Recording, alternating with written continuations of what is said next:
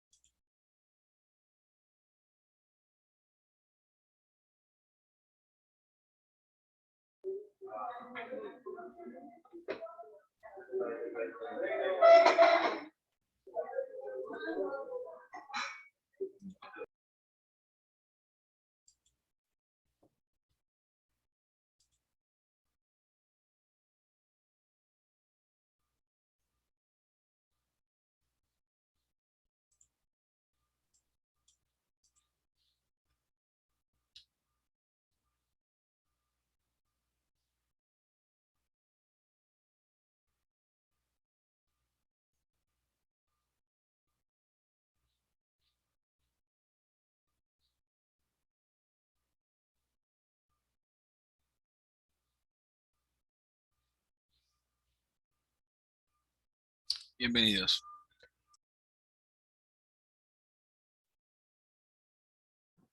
Buenos días a todos los que nos acompañan en el día de hoy. Hoy estamos en el foro número 78, hoy 22 de abril del año 2022, transmitiendo desde Facebook Live de la Universidad de Antioquia. Les habla Jesús Alonso Jaramillo, profesor de la Escuela de Microbiología, integrante del Comité Académico y Científico del Foro Reflexiones COVID-19.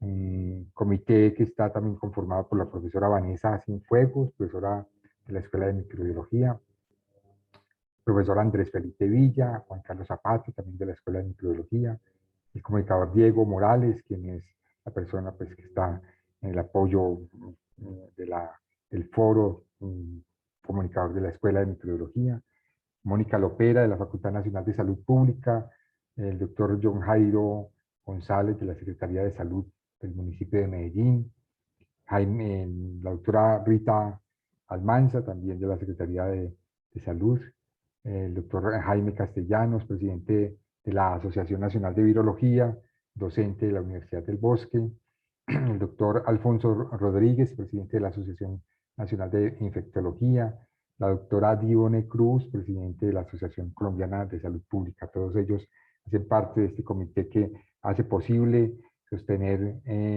una divulgación científica alrededor de lo que significa el tema de la pandemia y lo que estamos viviendo pues contemporáneamente. Hoy pues vamos a hablar de pandemia y niñez, infancia. El doctor John Jairo González será quien va a moderar el foro del día de hoy. Él es bacteriólogo y laboratorista clínico de la Universidad de Antioquia, especialista en gerencia en salud de la Fundación Universitaria Juan N. Corpas, epidemiólogo de campo del Instituto Nacional de Salud, epidemiólogo de referente del equipo de gestión de riesgos de la Secretaría de Salud del municipio de Medellín. El tema, pues como ustedes pues, ya se dan cuenta, es un tema emergente de lo que ha significado la pandemia. En la niñez, la infancia es uno de los más afectados dentro de lo que significa la gestión de la pandemia, una gestión que se centró fundamentalmente en los asuntos de los mayores, pero con grandes repercusiones en la vida cotidiana, en la vida de la infancia, de los niños, quienes sufrieron de alguna forma pues todas las consecuencias de la pandemia, de la toma de decisiones pues que se hicieron alrededor del cuidado, de la protección que en ese momento se dio durante estos 2 años un poquitico largos que llevamos de pandemia. Por lo tanto, pues hay algunos temas que seguramente es necesario empezar a hablar, a dilucidar, a enfrentar incluso desde lo que es pues, las medidas de salud pública, las medidas incluso desde lo clínico o incluso el reconocimiento de esa importancia de ese tema que se tiene en este momento como prioritario después de 2 años de plena pandemia. El doctor John Jairo, bienvenido. Le cedo la palabra para que usted haga la moderación de este importante foro. Profesor Alonso, buenos días y muchas gracias para usted y para todos los integrantes del foro y a quienes nos acompañan el día de hoy virtualmente y quienes podrán ver esta importante presentación en el Facebook Live de la Universidad de Antioquia. Entonces, como usted bien lo ha dicho, hoy vamos a desarrollar el foro número 78 de reflexiones sobre COVID, el 22 de abril. Este evento que está organizado por la Escuela de Microbiología de la Universidad de Antioquia, la Facultad Nacional de Salud Pública, Héctor Abad Gómez, la Secretaría de Salud de Medellín, la Universidad del Bosque, la Asociación Colombiana de Virología, la Asociación Colombiana de Infectología y la Asociación Colombiana de Salud Pública.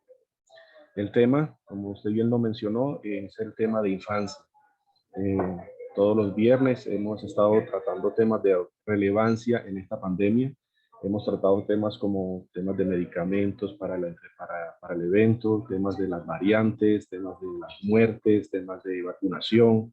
Hoy vamos a hablar un tema muy importante nuevamente, un tema que es la enfermedad en los menores. Tema que entonces no será solamente de importancia para la comunidad académica y científica dedicada a la parte de la salud, incluso es para todos los que somos padres de familia. Muy seguramente vamos a escuchar tips, vamos a escuchar información que será de mucha importancia para mirar cómo abordamos nosotros como padres, como familiares de menores de edad, abordar el tema en nuestros menores, en nuestros niños.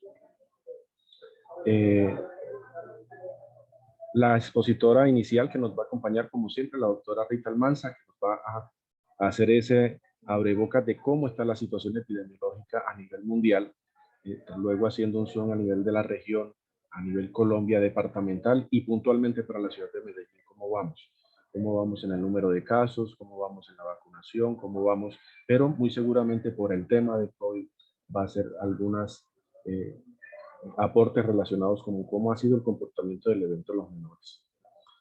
Doctora Rita Almanza, enfermera epidemióloga, el programa avanzado del FETP del Instituto Nacional de Salud y quien también es líder del programa de vigilancia epidemiológica de la Secretaría de Salud de Medellín. Miembro del Comité de Expertos de Antioquia para la evaluación de eventos adversos asociados a la vacunación. Así que, doctora Rita, le doy la palabra para que, por favor, nos ilustre con su presentación. Muchas gracias, doctor John. Un saludo muy especial a todos en la mesa y a todas las personas que se conectan en este momento para seguir el foro, como lo han hecho durante todo este tiempo que la universidad ha hecho este esfuerzo tan maravilloso de llevar a todos esta información de gran interés para todos. Efectivamente, vamos a mirar qué está pasando en el mundo y cómo se ha venido desarrollando la pandemia de manera reciente. Si revisamos los datos que publica hoy la Universidad de Johns Hopkins, tenemos ya un contador de que supera los 507 millones de casos en el mundo. Sabemos y siempre hemos hecho énfasis en recordar que esta cifra no representa el total de personas infectadas o enfermas, sino que representa las personas que han tenido acceso a las pruebas diagnósticas y, por supuesto, que han accedido a los servicios de salud y los países que con sus sistemas de información han hecho valiosos aportes. Regiones del mundo como África aparecen como si tuvieran menos incidencia de casos, pero sabemos que han sido incluso lugares donde se han gestado algunas de nuestras variantes de interés y preocupación en salud pública. El total de defunciones supera los 6.213.000 personas, 102.162 de ellas en los últimos 28 días. Esta situación es de gran relevancia, dado que son muertes que se han concentrado en un corto periodo de tiempo.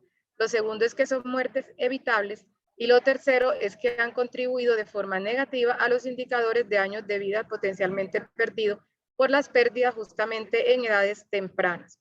Si miramos los países que en los últimos 28 días han tenido el mayor aporte de casos, tenemos Corea, seguido de Alemania, Francia, Vietnam, Italia, Australia y Reino Unido. La región europea entonces muestra en este momento una gran actividad en la transmisión de casos, sin embargo con una buena noticia y es el estacionamiento, digamos, de los mismos durante las últimas 2 semanas. Colombia ha ocupado el puesto 17 durante toda la pandemia, pero ha ocupado el puesto 71 en los últimos 28 días, dado el bajo número de casos que ha venido registrando. Estos números de casos también se han afectado por las políticas de toma de muestra de algunos países que, al igual que el nuestro, han priorizado o han orientado la toma de muestras de forma principal en personas con comorbilidad o en hospitalizados. Si revisamos entonces la incidencia, para no castigar los países pequeños por el número de habitantes, observamos que Dinamarca, con una tasa de 54.000 por 100.000 habitantes, lidera la mayor incidencia mundial registrada. Islandia con 53.832, seguido de Andorra, Eslovenia, Países Bajos, San Marino, Israel, Eslovaquia, Austria y Colombia por acá en el puesto 78 con una incidencia de 11.969 por cada 100.000 habitantes. Acá se observa entonces el tamaño, digamos, de los círculos. Lo que va mostrando justamente es el tamaño de la incidencia respecto a al número de población, pero si observamos también en Sudamérica afectaciones de forma especial, por ejemplo, en Chile, algunas zonas específicas de Norteamérica y el sur de Australia. El mapa que estamos viendo en pantalla es la publicación que hace la Organización Mundial de la Salud, reportando los casos entre el 11 y el 17 de abril para mirar cuáles son las zonas de más alta densidad, las que tienen más de 300 casos por 100.000 habitantes, y se observa claramente entonces la afectación de Australia, por ejemplo, de Nueva Zelanda y la región europea que sigue en esta zona contigua a la zona de conflicto armado, donde se está dando esta intensa guerra entre Rusia y Ucrania. Estos países vecinos que vienen siendo posiblemente receptores de esos corredores humanitarios están viendo afectados transitoriamente. Esperamos que ya se han empezado a estabilizar. Respecto entonces, haciendo un zoom a esta zona, acá vemos entonces toda la zona de Italia, cómo está con esos grandes brotes, todo lo que son Países Bajos, con esas altas incidencias. Ya mostramos entonces, acá está Rusia, acá estaría Ucrania, pero también recordemos que este sistema de información ha estado afectado en las últimas semanas y así lo ha descrito la Organización Mundial de la Salud al hacer la precisión de los reportes de los últimos días. Si miramos los países que han hecho el mayor aporte de casos durante toda la pandemia, con corte a esta fecha, observamos que la lidera Estados Unidos de América con más de 80 millones de casos.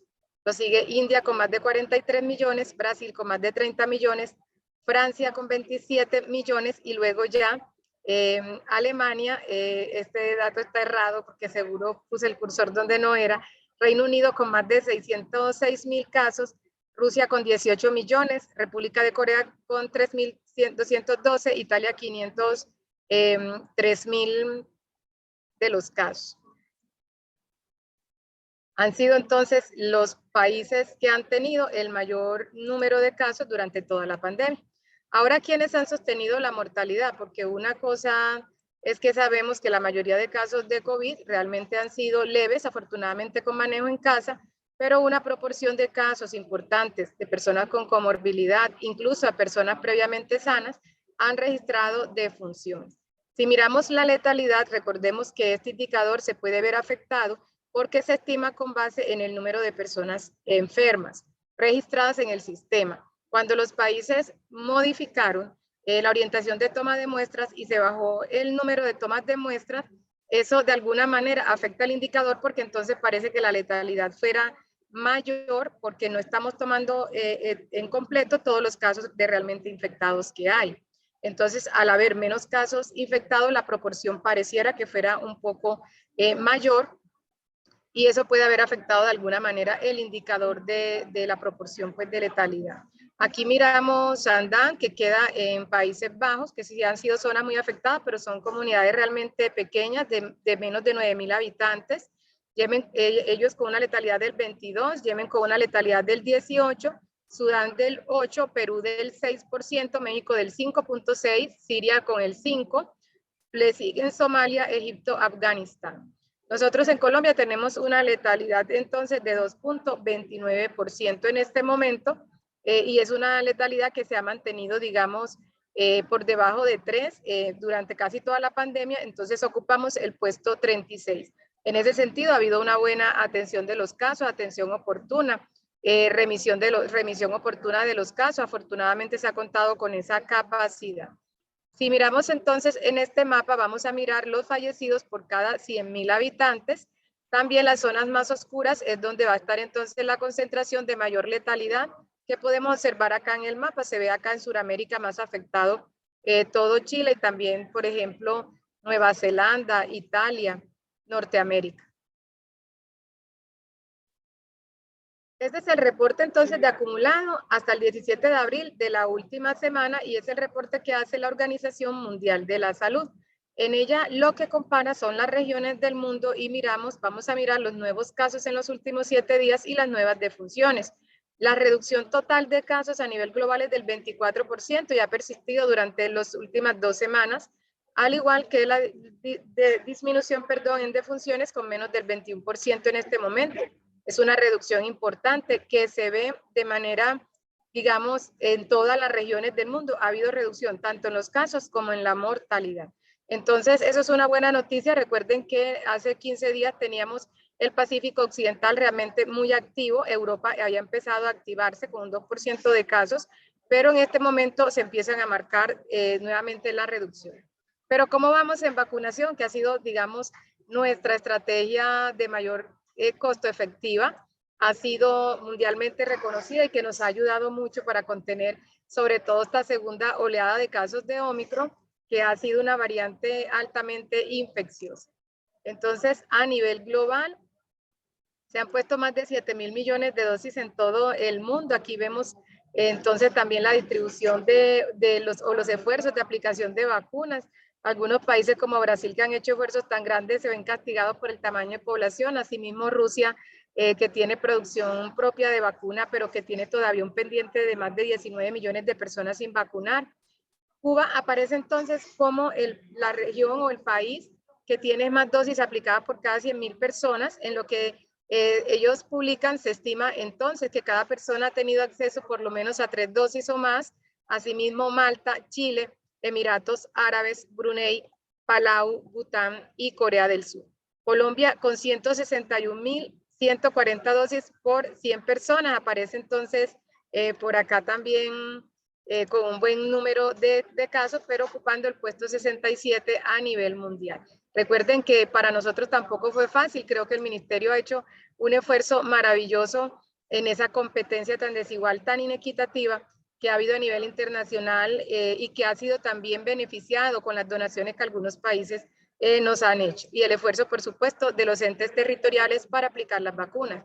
Si miramos entonces por regiones del mundo, vamos a mirar acá en las barras oscuras el porcentaje de personas que se han colocado el esquema completo de vacunación, y en la más transparente vamos a mirar entonces las personas que han tenido acceso por lo menos a una dosis.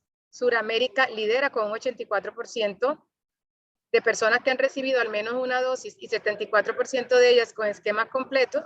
Acá no se mencionan los refuerzos, lidera entonces todas las regiones del mundo. Miremos que el promedio mundial está en un 60% y por encima están Asia, Norteamérica, Europa, Oceanía. Suráfrica, que lo quise separar de África, porque África con un 16% de esquema completo, recordemos que dentro de todo el continente, Suráfrica tiene, digamos, unas mejores condiciones económicas en algunos de sus territorios y ellos alcanzan ya el 30% de personas vacunadas. Si miramos quiénes están mejor, o sea, los que están mejor vacunados por encima del promedio mundial, aparecen regiones como Gibraltar, que tiene ya un 123% de sus personas vacunadas, Emiratos Árabes, Cuba, Brunei, Chile, Malta, Singapur, Bután, Sur Corea, Uruguay. Eso están por encima, muy por encima del promedio mundial. Pero ¿quiénes están por debajo? ¿A quiénes les debemos? ¿A quiénes no acompañamos? Se encuentran muchos territorios, algunos de ellos como Afganistán, con menos del 13% de su población con esquemas completos de vacunación, Chad, Nigeria, Burkina Faso, miren, Malí con menos del 6%, Tanzania con menos del 6%, Camerún con el 5.7%, Sudán del Sur con 5.2%, Madagascar con el 4%, Papúa de Nueva Guinea 3.5%, Yemen con el 2%, Haití con el 1.5%, que está aquí bien cerquita, la República Democrática del Congo con .87. A muchos de estos lugares les estamos debiendo y son muchos más. Acá trajimos alguna representación de lo que ha sido la distribución tan inequitativa. La región de las Américas tiene una muy buena cobertura de vacunación, digamos, excepto aquí Bolivia y Paraguay, que están por debajo del promedio mundial. Nos lidera entonces en la región Chile, que como todos sabemos fue el país que se anticipó a utilizar vacunas e incluso fue pionero como en ubicar, en aceptar, participar entonces de nuestros, digamos, estudios de investigación, y con eso se favoreció, se facilitó en ellos el inicio temprano de la vacunación. Argentina le sigue con un 90% de su población con al menos una dosis, le sigue Perú, Uruguay, Brasil, Ecuador y por acá está Colombia con un casi 70% de su población con esquema completo de vacunación. Si miramos entonces la publicación que hace el Ministerio de Salud con esquema completo, ellos tienen percibido el 69% de todo el territorio nacional, pero solo un 21.6% con el refuerzo. Si miramos la cobertura por grupos de edad, los más juiciosos, los que corrieron a vacunarse, fue a los que todo el tiempo les dijimos, hey, pilas, hay que cuidarse porque ustedes son el grupo más vulnerable de complicarse y de morir, y son todos nuestros adultos mayores de 60 años. Pero ese mensaje, digamos que fue un mensaje, digamos que le faltó claridades, que le faltó precisar. Todos realmente somos susceptibles de infectarnos, de enfermarnos y de morir, por supuesto, por complicaciones relacionadas con COVID. Las coberturas, las peores coberturas entonces de vacunación, las tenemos en esa comunidad que posiblemente el mensaje fue contradictorio, que le dijimos los jóvenes no lo necesitan, los dejamos de últimos también en el Plan Nacional de Vacunación. Entonces observamos cómo el grupo de 18 a 29 años solo alcanzan un 40% de esquemas completos de vacunación, en tanto que el grupo de 12 a 17 alcanza el 20,48%, el de 3 a 11 el 9%. Los menores de 3 años en Colombia todavía no tenemos vacuna autorizada para ello y por supuesto aparece en el 0, y tenerlo sería un error programático. Hay que reconocer también que no dependió solamente de una decisión política, sino de una decisión técnica. No teníamos tampoco los estudios de seguridad en jóvenes y hasta no tenerlo no se fueron ampliando los grupos de vacunación. Eso hay que aclararlo porque no fue nunca, digamos, que se obró por omisión, sino que se estaban esperando los conceptos técnicos de validación de los estudios que incluyeran jóvenes, porque al principio no estaban incluidos. En este momento, a pesar de que los entes territoriales realizan estrategias de acercar la vacunación a estos grupos que habitualmente se vacunan, que estamos acostumbrados a llevarlos a los esquemas de vacunación de forma regular, lo que está observado en pandemia es que incluso los esquemas de vacunación del esquema regular han venido con unas coberturas disminuidas. ¿Qué pasa entonces con el anuncio del Plan Nacional de Vacunación y de que posiblemente vamos a ir cerrando entonces las estrategias extramurales? Eso tiene todo el sentido, dado que en las últimas semanas lo que se observa es que el entero no se mueve, sino que se está moviendo realmente el decimal. Eso quiere decir que tenemos un montón de logística dispuesto para que vaya 1 o 2 personas a vacunarse, y eso lo que hace en principio es aumentar el costo de cada dosis aplicada, porque se dispone de un montón de recurso humano, logístico, que es costoso y que se pudiera concentrar para optimizar. Lo segundo, un tema de eficiencia también en la política de apertura de frasco, porque estamos entonces corriendo riesgos de perder o desaprovechar las dosis de vacuna por no podérselas colocar a todas las personas, por no tenerlas concentradas. Tener entonces los puntos de vacunación concentrados donde habitualmente vamos a vacunar, lo que puede generar es una mejor respuesta en cuanto a la eficiencia del programa. Así que yo pienso que es una noticia que debemos recibir con esa tranquilidad de que en este momento la mayor parte de la población ya está vacunada y que realmente los pendientes por vacunar podemos acercarnos o pueden acercarse a estos lugares que también son de fácil acceso. Si miramos entonces los refuerzos de la vacuna, que hay que mandar ese mensaje también a que vamos a acercarnos. Solamente Chile está por encima del 80%, de resto Uruguay con un poco más del 60% de cobertura. Los demás países hemos tenido un desempeño regular, Colombia incluso por debajo del promedio mundial logrado. Los últimos datos publicados en vacunación, Antioquia entonces alcanza ya el 72,3% del esquema completo de vacunación y un 25% de personas con su refuerzo. en tanto que Medellín tiene un 84,7% de esquemas completos y un 37% de refuerzo. ¿Qué ha pasado con las variantes? Realmente no se ha modificado mucho la información desde el foro anterior de hace 8 días, pero vamos a mencionar algunos asuntos porque hay personas nuevas con seguridad participando el día de hoy. La publicación que tiene entonces la Organización Panamericana de la Salud sobre la distribución de las variantes de SARS-CoV-2 por sus regiones de las Américas, tenemos entonces que estas barras azules han sido las varias semanas que llevamos con un 100% en Norteamérica, por ejemplo, identificada como variantes de Omicron. Esto que aparece acá en grisecito realmente son otras variantes o no identificadas, asimismo en Centro y en Suramérica.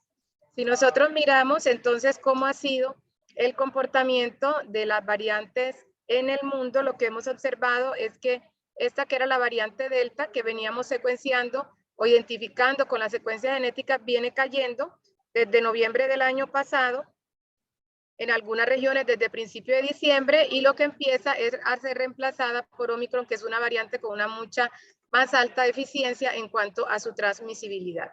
Dentro de Omicron se han identificado 2 linajes, que son el BA.1, el BA.2. Se han identificado otros linajes, pero estos 2 han sido los declarados como de importancia en salud pública. En este momento, con circulación de ambos linajes, y estos han sido responsables de los últimos brotes. Colombia no tiene modificación entonces desde el 13 de marzo en la publicación que tiene la página respecto a esto, y lo que hemos observado entonces básicamente también es un menor número, digamos, de secuencias genómicas realizadas, pero que muestran representativamente que la distribución sigue siendo por Omicron también para nuestro país. El Instituto Nacional de Salud lidera este gran esfuerzo y tan importante esfuerzo con una publicación que tiene a 13 de marzo.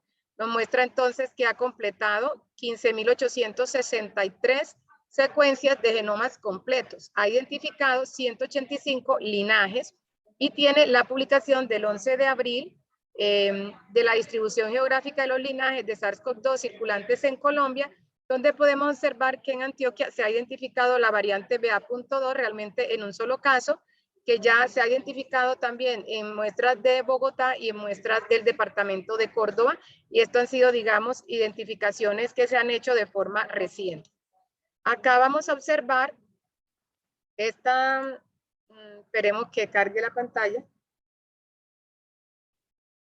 Veo que no se está observando en la pantalla, sino la presentación, el mapa de la vigilancia genómica, pero lo podemos consultar entonces en la página del Instituto Nacional de Salud. Es la distribución geográfica de los linajes de SARS-CoV-2 circulantes en Colombia, y ahí vamos a encontrar qué linajes se han identificado en cada uno de los territorios. Miremos entonces la situación de COVID que hay en este momento en el país. Colombia a 21 de abril informa un acumulado de un poco más de 6 millones de casos, con 274 casos identificados el último día. Aquí hubo un aumento leve, pero hubo un aumento en el número de casos. Las defunciones superan las 139.000, 4 defunciones el último día, con más de 34 millones de pruebas realizadas en todo el país. Los casos activos acumulan 3.000 personas. Las curvas que muestra el país son los picos epidemiológicos que hemos tenido, y la pregunta es si vamos a tener un nuevo pico, y eso está a la expectativa, dado que no sabemos realmente la circulación de BA.2, cómo puede afectar el país. Si BA.2 circula, si estos casos, el control epidemiológico no se hizo de manera efectiva y se da la transmisión, recordemos que este linaje le favorece hasta en un 10% más la forma de transmisión, la eficiencia en la transmisión al virus. Entonces sí pudiéramos tener un nuevo pico si circulara BA.2 en el territorio. O sea que la pandemia no se ha acabado, aunque no se puede interpretar que el 30 de abril se acaba, digamos, la emergencia sanitaria o la declaratoria de emergencia. Eso quiere decir otra cosa, pero no así. No se ha acabado por eso, digamos, la pandemia. Eso lo debe decretar en la OMS, es la autoridad para hacer esa aclaración. Si miramos entonces el reporte de COVID-19 al día de ayer del departamento de Antioquia, acumula un poco más de 918.000 casos, 48 casos reportados en ese último día. También aquí hay un repunte. Antioquia venía manejando entre 20 y 27 casos sin defunciones, afortunadamente el día de ayer, y con un acumulado de una pérdida de más de 18,000 vidas evitadas, esas mortalidades a causa de este virus. Por curso de vida, los 48 casos que se presentaron el día de ayer, tuvimos 11 casos en la primera infancia, que son los niños de 0 a 5 años, 4 años en niños de 6 a 11 años y 6 casos en las jóvenes, en jóvenes, 17 casos en adultos y 10 casos en adultos mayores de 60 años. O sea que miren que sí se siguen afectando los niños, sí se siguen afectando los jóvenes, y por eso el mensaje tiene que ser: la vacunación es para todos. Todos somos susceptibles de ser vacunados, excepto los menores de 3 años de edad. Miremos entonces el comportamiento de casos positivos según el mes de notificación. Lo hicimos así, está publicado pues según mes, de pronto es más fácil de entender. Lo que hemos observado entonces acaso en los picos anteriores que se hayan venido registrando, y cómo cada pico realmente viene siendo más severo que el anterior. Siempre que hay una epidemia, uno tiene pues un pico, se agotan los susceptibles y empiezan a caer los casos. Los segundos picos o las réplicas van siendo un poco más leves que los primeros, pero acá lo que se ha observado en COVID-19 es que los picos subsiguientes han sido más severos, dado que las modificaciones que sufre el virus a causa de estos nuevos linajes de interés en salud pública, lo que le han favorecido realmente ha sido o escape inmunológico o una mayor eficiencia en la transmisibilidad. Por eso hemos tenido entonces cada vez picos más severos. No así la mortalidad, que afortunadamente, aunque han favorecido la transmisibilidad, han generado, digamos, menos complicaciones, y también a esto se suma el freno que la vacuna ha colocado en ese término y la gran efectividad que han tenido para contener los casos graves. Enero entonces, con 110,794 casos, ha sido el mes más severo que hemos tenido durante toda la pandemia acá en la región antioqueña, y ya para febrero, miren, eso se cae a 12,000 casos. Luego tenemos en marzo 1,432 y en abril llevamos 523 casos. Ojalá sigamos así. Entonces, acá observamos ya por regiones del departamento. El departamento de Antioquia se puede observar por sus regiones. El Valle de Aburrá también por tamaño va a ser siempre el mayor aportante en el número de casos, con una mayor participación, seguido del Oriente, que es un territorio altamente, digamos, frecuentado por propios y visitantes, dado que tiene escenarios que convocan al disfrute en cuanto a la naturaleza, la ambientación, los restaurantes, etcétera. Le sigue la región de Urabá. Pero si miramos la letalidad del departamento, que está estimada un poco por debajo de la del país, casi todas las regiones superan la letalidad del departamento, excepto Valle de Aburrá y Oriente, que además concentra el mayor número de instituciones prestadoras de servicio en nuestra región. La tasa de incidencia según activos sigue siendo entonces mayor en el Valle de Aburrá, que además, como ya lo mencionamos, concentra el mayor número de la población. Si miramos entonces acá en el análisis especial que hace Antioquia de menores de 18 años, hemos tenido acá en el departamento 71,671 menores de 18 años infectados. Entonces, miren, el mensaje es claro: sí, se infectan. Además que se infectan, transmiten. Además que transmiten, si posiblemente en ellos no tiene un desenlace fatal, que sí lo puede tener y ya lo vamos a mirar, ayuden a transportar, a llevar o a seguir manteniendo vivo la secuencia de personas activas con la infección y que van a encontrarse posiblemente con alguien a quien sí le podemos hacer muchísimo más daño. Fallecidos por COVID en personas menores de 18 años, infortunadamente se registran 26 casos. Años de vida potenciales perdidas para estas personas con una esperanza de vida promedio de 75 años. ¿Cuánto le faltó por vivir a cada uno de estos niños, de estas niñas, de estos adolescentes que por una causa evitable perdieron la vida?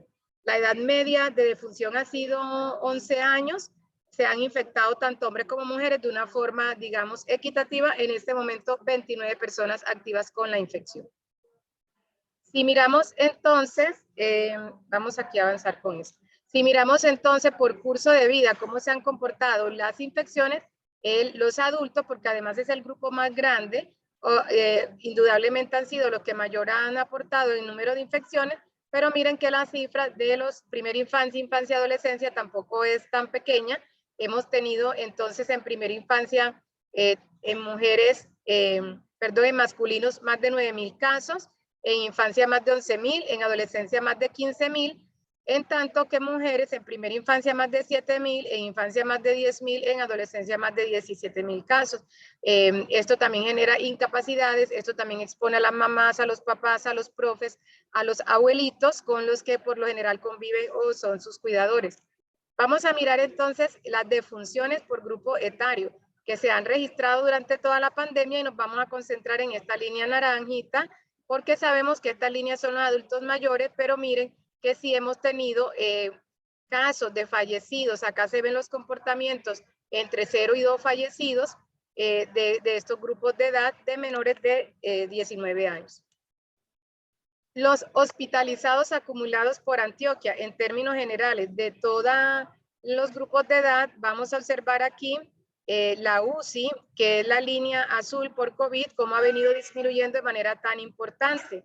Ya la ocupación del total de pacientes hospitalizados, realmente la mayoría de casos ya no es por personas que están, digamos, en UCI, sino que realmente son personas por otras patologías. Se ha disminuido de manera muy importante, así que aunque la ocupación de UCI se mantenga habitualmente por encima del 80, que es lo estimado, por otras patologías incluso, el aporte por COVID se ha disminuido. En el caso de Medellín, por ejemplo, en un mes pico, cuando teníamos el año pasado el pico por Delta o por Mu, que fueron de los que ocasionaron, digamos, más severidad en los casos, teníamos la UCI con un 80% de casos de COVID y un 20% de otras patologías. En este momento los casos de COVID son menos del 2% en nuestras UCIs de la ciudad de Medellín.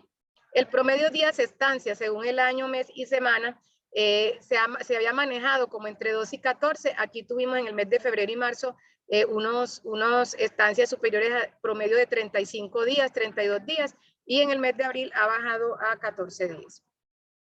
El comportamiento de los casos hospitalizados en menores de 3 años ha fluctuado de manera importante. Esto para llamar la atención y mostrar que cuando hay pico, también hay pico de hospitalizados en niños, sobre todo esta población que no está protegida por vacuna.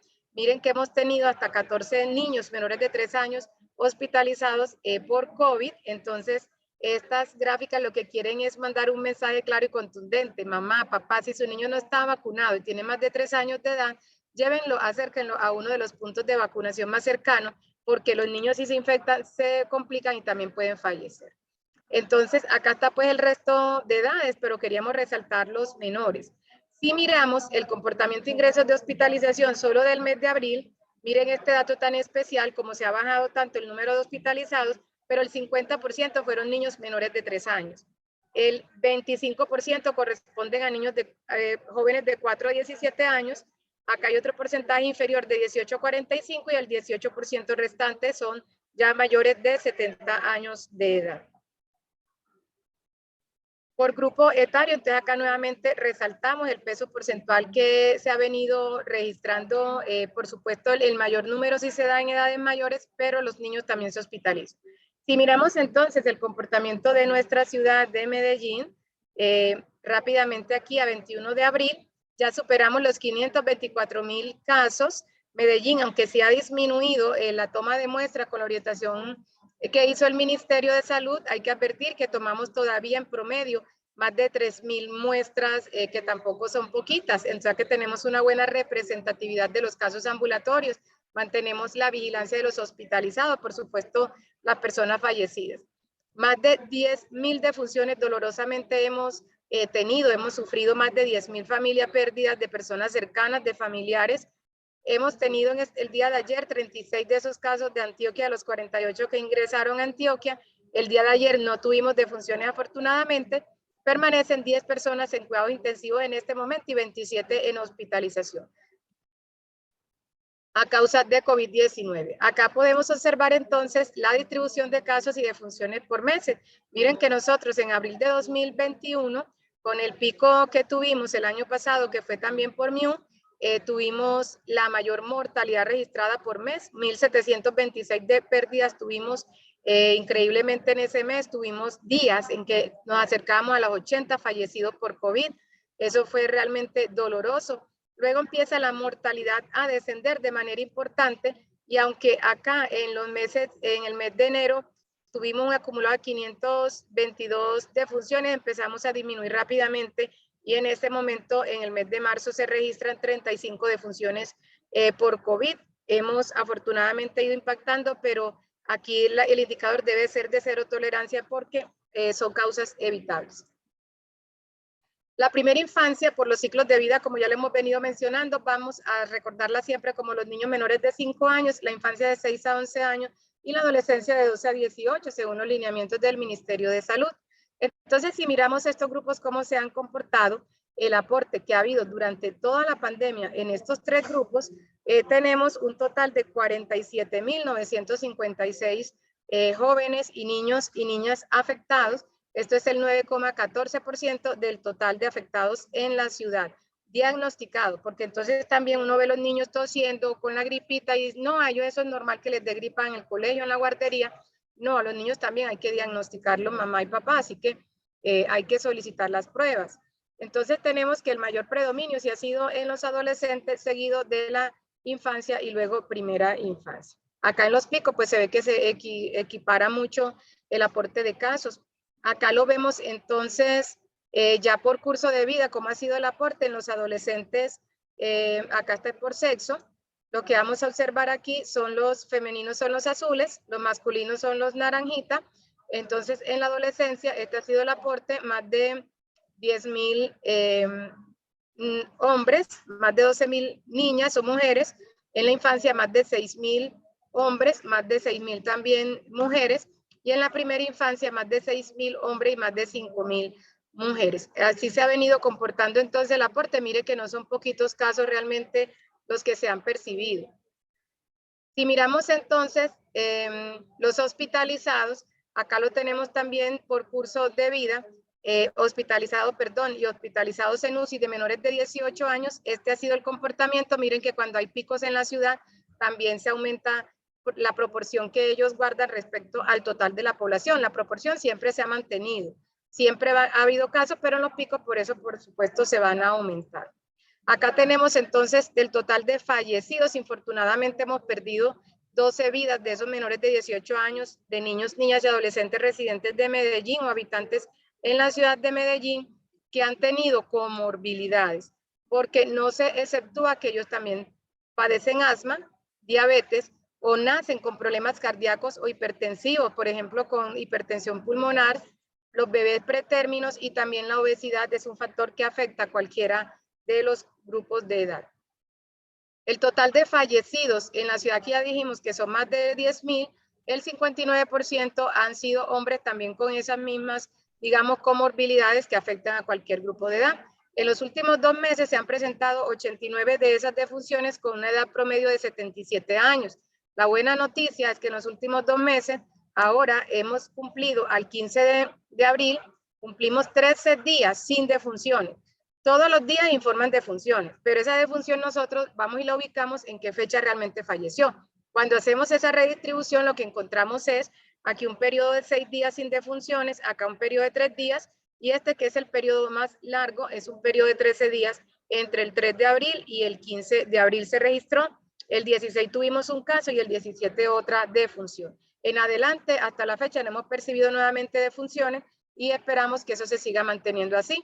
Una reducción del 80% respecto a las 2 semanas anteriores, y con los 3 fallecidos de estos últimos 15 días eran personas sin vacunación y una de ellos que sí tenía, digamos, un esquema completo, no tenía su refuerzo, por eso la importancia de acudir a colocarnos esa tercera dosis.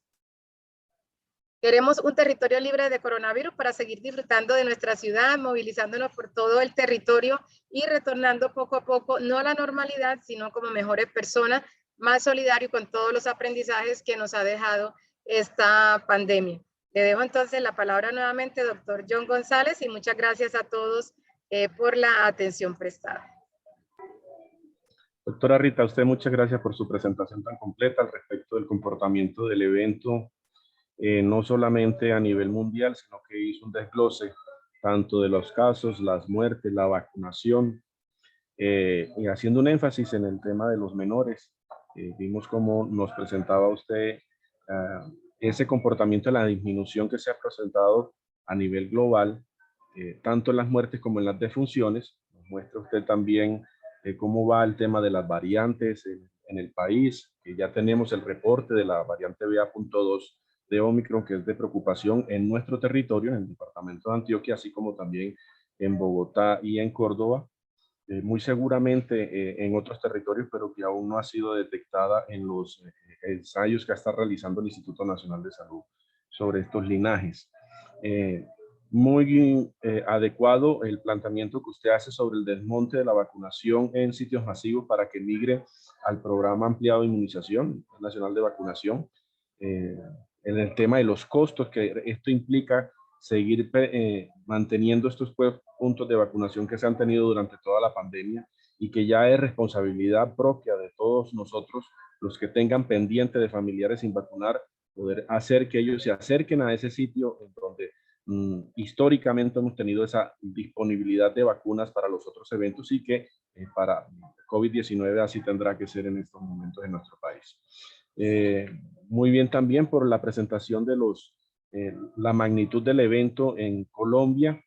Usted lo decía, ya llevamos más de 6 millones de casos en el país detectados a través de pruebas de laboratorio. En el último día solo 254 casos, que en realidad es una disminución bastante grande. En Antioquia, 918,000 casos aproximadamente, y en el último día solo 48, y que afortunadamente para el departamento no se han registrado muertes en el último día.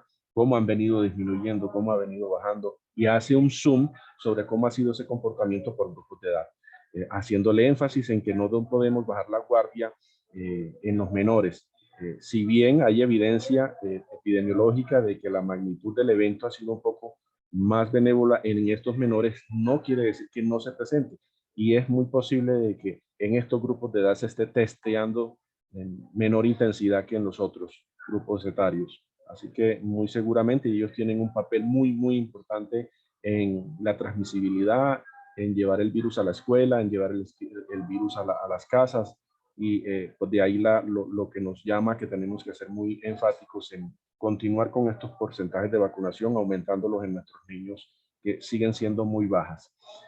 Ahorita vamos a abordar con la doctora Claudia Beltrán el tema más puntual en pediatría. La doctora Claudia Beltrán pues, efectivamente es pediatra, especialista en infectología de la Clínica del Rosario y de la Clínica del Prado. Es profesora del Departamento de Pediatría de la Universidad de Antioquia, coordinadora del Comité de Infectología y Vacunas de la Sociedad Colombiana de Pediatría, miembro de la Junta Directiva de la Asociación Colombiana de Infectología, el capítulo Antioquia, y de la Sociedad Colombiana de Pediatría. Nos va a abordar puntos tales como las manifestaciones clínicas puntuales que se pueden presentar de esta enfermedad en nuestros niños. Tal vez también nos va a dar pautas al respecto de cuáles han sido las repercusiones de esta enfermedad en el tema psicológico para los niños y cómo pudiera esto estar afectando para la parte académica que genera. Muy seguramente vamos a tener consecuencias en el desarrollo y en las oportunidades de nuestros menores a futuro. Muy atentos nosotros como padres de familia, muy atentos nosotros como comunidad del área de la salud a las recomendaciones y a los puntos que nos va a mostrar la doctora Claudia. Doctora Claudia, bienvenida, le cedo la palabra para su ponencia. Bueno, no, muchas gracias por la invitación. En realidad es un honor estar compartiendo este espacio con ustedes en este foro de reflexiones COVID y con Rita, que es una gran amiga y que ha sido un referente durante todo el tiempo de pandemia, incluso pues en prepandemia, en todo lo relacionado a estos eventos tan importantes para la salud pública. Entonces, como lo mencionaron, yo soy pediatra, soy infectóloga, trabajo para la Facultad de Medicina de la Universidad de Antioquia en el Departamento de Pediatría. También soy parte y miembro activa de la Sociedad Colombiana de Pediatría, pertenezco actualmente a su junta directiva y también a la junta directiva de la Asociación Colombiana de Infectología Regional Antioquia. Debo declarar que trabajo como especialista en infectología en la Clínica Rosario y en la Clínica del Prado. He sido conferencista en el área de vacunas e infecciones prevalentes en niños, pero actualmente y para esta presentación no tengo ningún conflicto relacionado directamente a esta temática. Quiero empezar con estas premisas iniciales y lo hago cuando voy a hablar de COVID y cuando voy a hablar de COVID en niños, porque hay muchos cuestionamientos que uno puede encontrar en el camino a partir de las decisiones que hemos tomado desde que inició la pandemia, y son unas premisas que afectan directamente a los niños porque con los niños nos hemos equivocado durante la pandemia. Primero, pues que es nuestra primera pandemia. En realidad han existido muchas pandemias a lo largo de la historia de la humanidad, pero al menos pues para la mayoría de nosotros es en realidad la primera pandemia de estas dimensiones que vivimos. Muchas de las decisiones las terminamos tomando basados en la desconfianza y en el miedo a lo desconocido, a pesar de que teníamos alguna evidencia de lo que sucede en enfermedades infecciosas cuando ocurren pandemias y de lo que pasa con los niños en pandemias como tal. Se nos olvida un poco la historia y terminamos cometiendo pues errores similares a lo que ha ocurrido antes.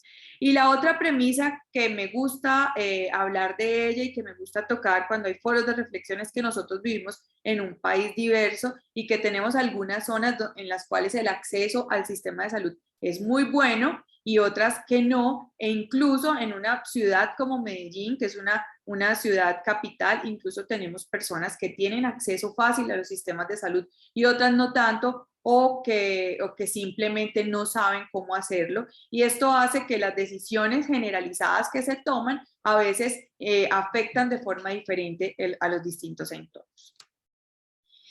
Ya Rita habló de la epidemiología de la enfermedad y en qué estamos, hizo un excelente encuadre epidemiológico de que estamos en epidemiología del COVID en nuestro país. Yo simplemente quiero mostrarle 2 diapositivas para mirar cómo ha sido el espectro de la enfermedad del COVID en los niños. Ya sabemos que la mayoría de los niños tienen un curso clínico leve. Acá vemos 2 gráficas. Esta gráfica anterior, aquí ven 24 de abril del 2021, hace un año, y la de abajo, 26 de marzo del 2022. Y lo que les quiero mostrar con esta gráfica es que básicamente no ha cambiado.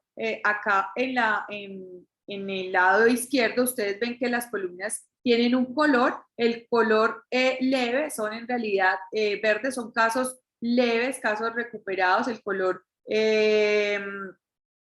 según la edad de los pacientes, y en realidad la mayoría de los niños, incluso como pasaba al principio de la pandemia y como pasa ahora, presentan una enfermedad leve. Y acá lo que vemos es el total de casos pediátricos, que en realidad son un reflejo de cómo aumentan los casos en la comunidad. Si hay aumento de casos en los adultos, hay aumento de casos en los niños. Entonces acá vemos cómo a través del tiempo también una comparación está el 26 de marzo de este año y la de arriba el 24 de abril del año pasado, cómo a medida que los casos aumentan en la comunidad, pues vamos a tener aumento de los casos en niños.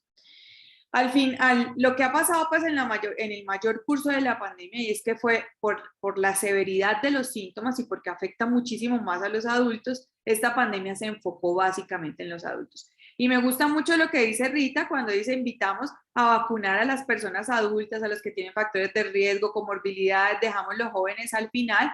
Es uno de, digamos que de las equivocaciones, pero quiero verlo más allá de una equivocación como una oportunidad para darnos cuenta que cuando de pandemia se trata, esto tiene que afectar a todas las edades y no solamente a los que tienen mayor riesgo de morir. Obviamente hay que priorizar, obviamente si yo tengo la oportunidad de la vacunación, por ejemplo, limitada por disponibilidad, pues voy a priorizar a la población que más se enferma, a la población que más riesgo tiene de morir, pero el mensaje debe ser que debemos cuidarnos todos, que debemos protegernos todos, porque ninguno, así como lo dijo Rita, está exento de tener una enfermedad grave o de llegar a requerir alguna hospitalización, así las probabilidades sean menores en los pacientes jóvenes o en los niños, por ejemplo. Entonces, a lo largo de la pandemia, lo que vimos fue esto, nos enfocamos en los adultos, los servicios de atención, de hospitalización, unidades de cuidado intensivo, se abrieron y se ampliaron para adultos e incluso muchos de nosotros cedimos nuestros espacios pediátricos para poder atender a la población adulta que lo requería en ese momento. A veces como pediatra y debo levantar la voz, debo alzar la voz por mis colegas, a veces pensamos ahora que estamos en pico respiratorio con tantos niños que tienen otras infecciones respiratorias, ¿por qué no tomamos la misma decisión que tomamos con los adultos en COVID y es ampliemos las camas de pediatría y empecemos a desplazar las camas de adultos por pediatría, y en realidad es porque no es posible, porque todavía nuestro sistema de salud está limitado para la atención pediátrica en cuanto a disponibilidad de camas, y es importante pues resaltarlo porque es algo que debe quedar en algún momento y que se debe discutir en las agendas de salud pública, no solo pues acá en la ciudad en la que contamos con una muy buena red del sistema de salud, sino a nivel de país. Inicialmente hubo mucha preocupación por la transmisión de los niños, por el papel que los niños podían tener en la transmisión del COVID. Incluso llegamos a escuchar premisas que los niños, así como ocurre con otras infecciones virales, iban a ser los grandes transmisores de la enfermedad, y casi que los etiquetamos y los catalogamos, y todos recordamos esas historias en las cuales en las unidades residenciales tenía derecho a salir las mascotas media hora con su adulto, pero los niños no podían bajar ni siquiera al parque.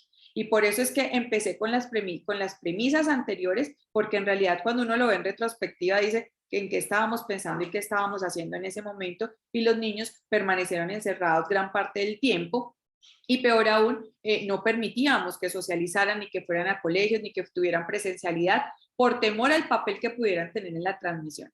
Actualmente en distintos modelos se ha demostrado, como les dije ahorita, con las columnas de incidencia o de prevalencia del COVID en Colombia, a medida que hay transmisión comunitaria y que aumenta la transmisión comunitaria, aumenta los casos en pediatría. Y la mayoría de las veces la transmisión se da principalmente intrafamiliar.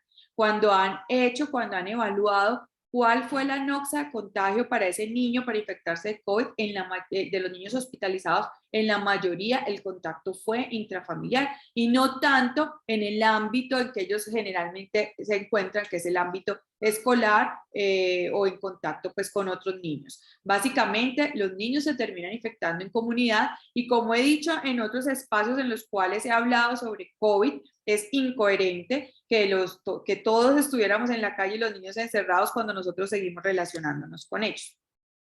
Acá esta gráfica refleja lo mismo. A medida que aumentan los casos en adultos, aumentan los casos pediátricos, teniendo en cuenta que los casos pediátricos tienen una presentación más leve de la enfermedad, y estos casos simplemente reflejan la intensidad de la transmisión comunitaria.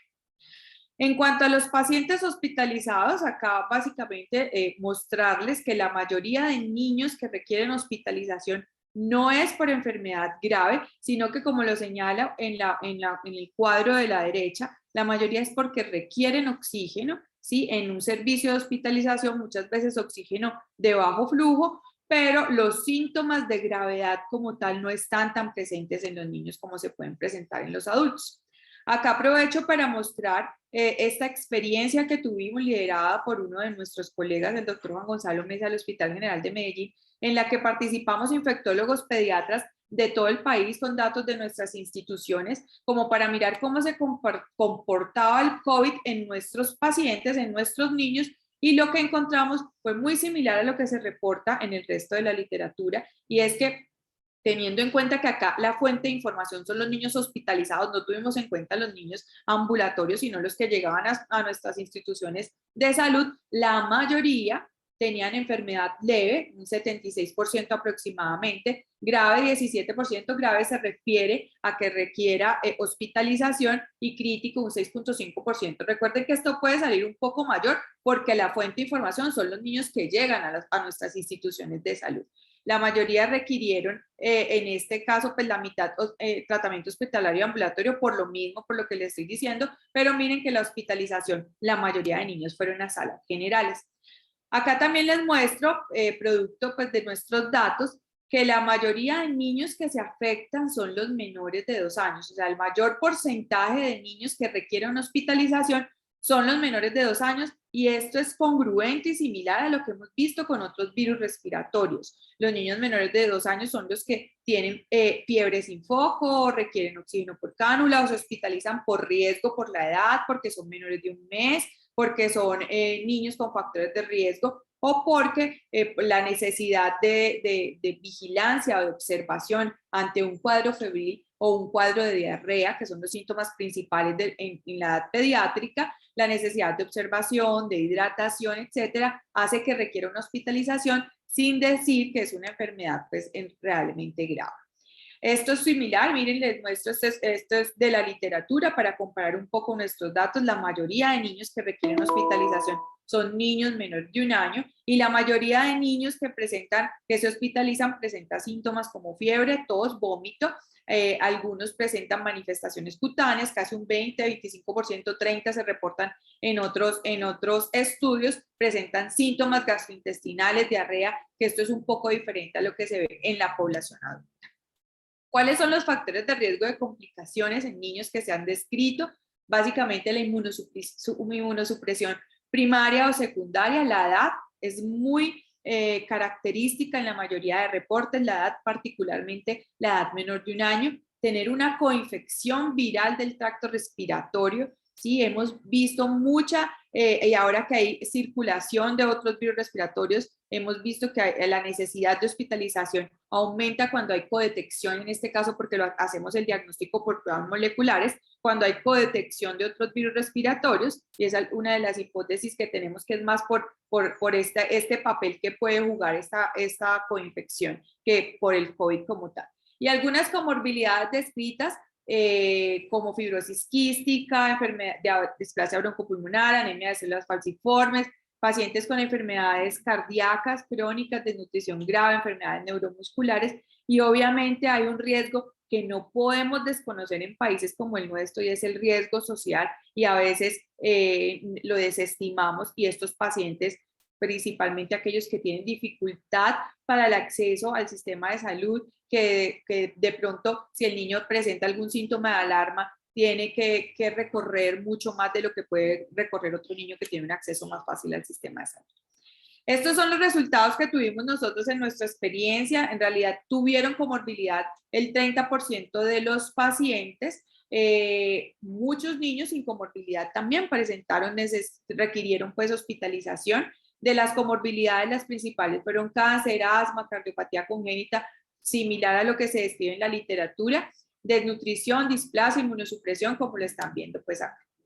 En el mundo que se describe, enfermedad oncológica o hematológica, cáncer también, en ninguna comorbilidad, un poco menos que acá, diabetes tipo 1, enfermedad cardíaca, parálisis cerebral o enfermedades neurológicas, asma, otras, etc. En cuanto a intentamos determinar de dónde se había infectado el niño y lo que encontramos fue lo que les mencioné al principio, la mayoría de niños se infectaron por un conviviente, ¿sí? La mayoría de niños tuvieron una infección intradomiciliaria y no necesariamente se contagiaron por alguien con el que no convivieran. Y el método diagnóstico pues, más frecuente fue la PCR. En cuanto al curso clínico de la infección por COVID en los niños, si bien puede haber enfermedad grave, la mayoría de los niños presentan síntomas respiratorios leves como tos o rinofagia, síntomas similares a una rinofaringitis viral o síntomas gastrointestinales como dolor abdominal, diarrea, náusea y vómito. Algunos pacientes no se presentan con síntomas respiratorios, sino que se presentan con síntomas como fiebre, cefalea, mialgias, como una infección viral parecida al adenovirus, parecida a influenza, o rinoenterovirus, etc. Muchos se presentan asintomáticos con radiografía de tórax normal e incluso algunos casos pueden no tener signos y síntomas clínicos, pero en la tomografía de tórax se pueden ver lesiones pulmonares subclínicas. ¿Qué encontramos nosotros? La mayoría de pacientes tenían síntomas gastrointestinales y síntomas respiratorios y una combinación de síntomas como tal, entre fiebre, síntomas respiratorios y síntomas gastrointestinales, y esto es llamativo en pediatría y se nos vuelve un poco un dolor de cabeza porque como tenemos las principales causas de ingreso a las urgencias pediátricas es por infecciones virales y son tan inespecíficas en su sintomatología, en realidad tenemos que tener la pesquisa pues para poder diagnosticar COVID al lado de otras infecciones virales en la mayoría de niños que se presentan con síndrome febril, y terminaba siendo un poquito difícil para nosotros termina siendo aún un poquito difícil para manejar el tema de aislamientos, etcétera, en estos pacientes porque los síntomas son muy similares a otros virus. Acá les muestro entre los síntomas respiratorios, el principal, congestión nasal y tos. Dentro de los síntomas gastrointestinales, el principal, diarrea y vómito. En cuanto a las manifestaciones en la piel, que son más frecuentes de lo que pensamos, se ha descrito y hay artículos muy completos sobre el COVID y las manifestaciones dermatológicas, incluso como única manifestación. ¿Sí? Se puede presentar desde exantemas maculopapulares morbiliformes, es decir, un rash, ¿sí? Un exantema, se pone eritema, se ponen rojitos, pues, o rash vesicular como varicela, por eso le dicen varicela light, ¿sí? Hay vesículas como si fuera una varicela, o eritema multiforme, que son unas lesiones eritematosas en diana, que también se pueden confundir. En la histopatología, lo que se encuentran cuando se presentan manifestaciones en piel son infiltrados linfocíticos, degeneración vacular, a veces vasculitis. Acá un poco de las manifestaciones clínicas comparado el COVID agudo con el síndrome inflamatorio multisistémico asociado a COVID.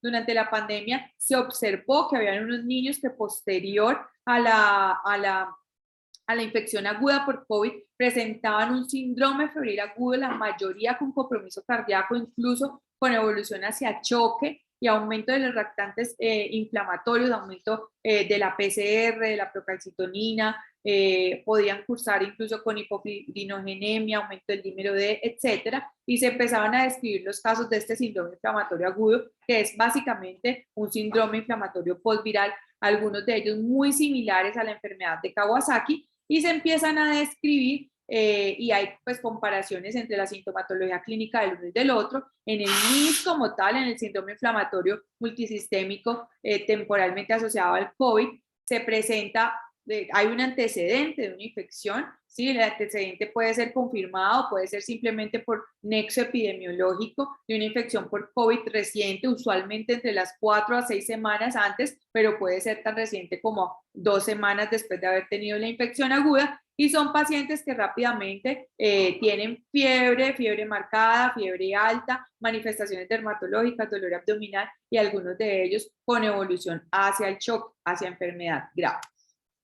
En cuanto a las manifestaciones en el neonato, que hay que tenerlo en cuenta, también muy inespecífico, no tuvimos pues en nuestra cohorte, y en realidad se describe en el mundo que como sepsis temprana como tal no hay una presentación en el neonato. Sepsis temprana es aquella que se presenta en los primeros 7 días de vida. La mayoría de niños de neonatos que tienen infección por COVID se presentan como sepsis tardía, que es fiebre más allá de los 7 días de vida, y se pueden presentar con cualquier sintomatología. En neonatos sí que son inespecíficos los síntomas de infección en general, tanto para virus como para bacterias, y pueden llegar con apneas, con inestabilidad térmica, con hipotermia, con hipertermia, ictericia, entre otros.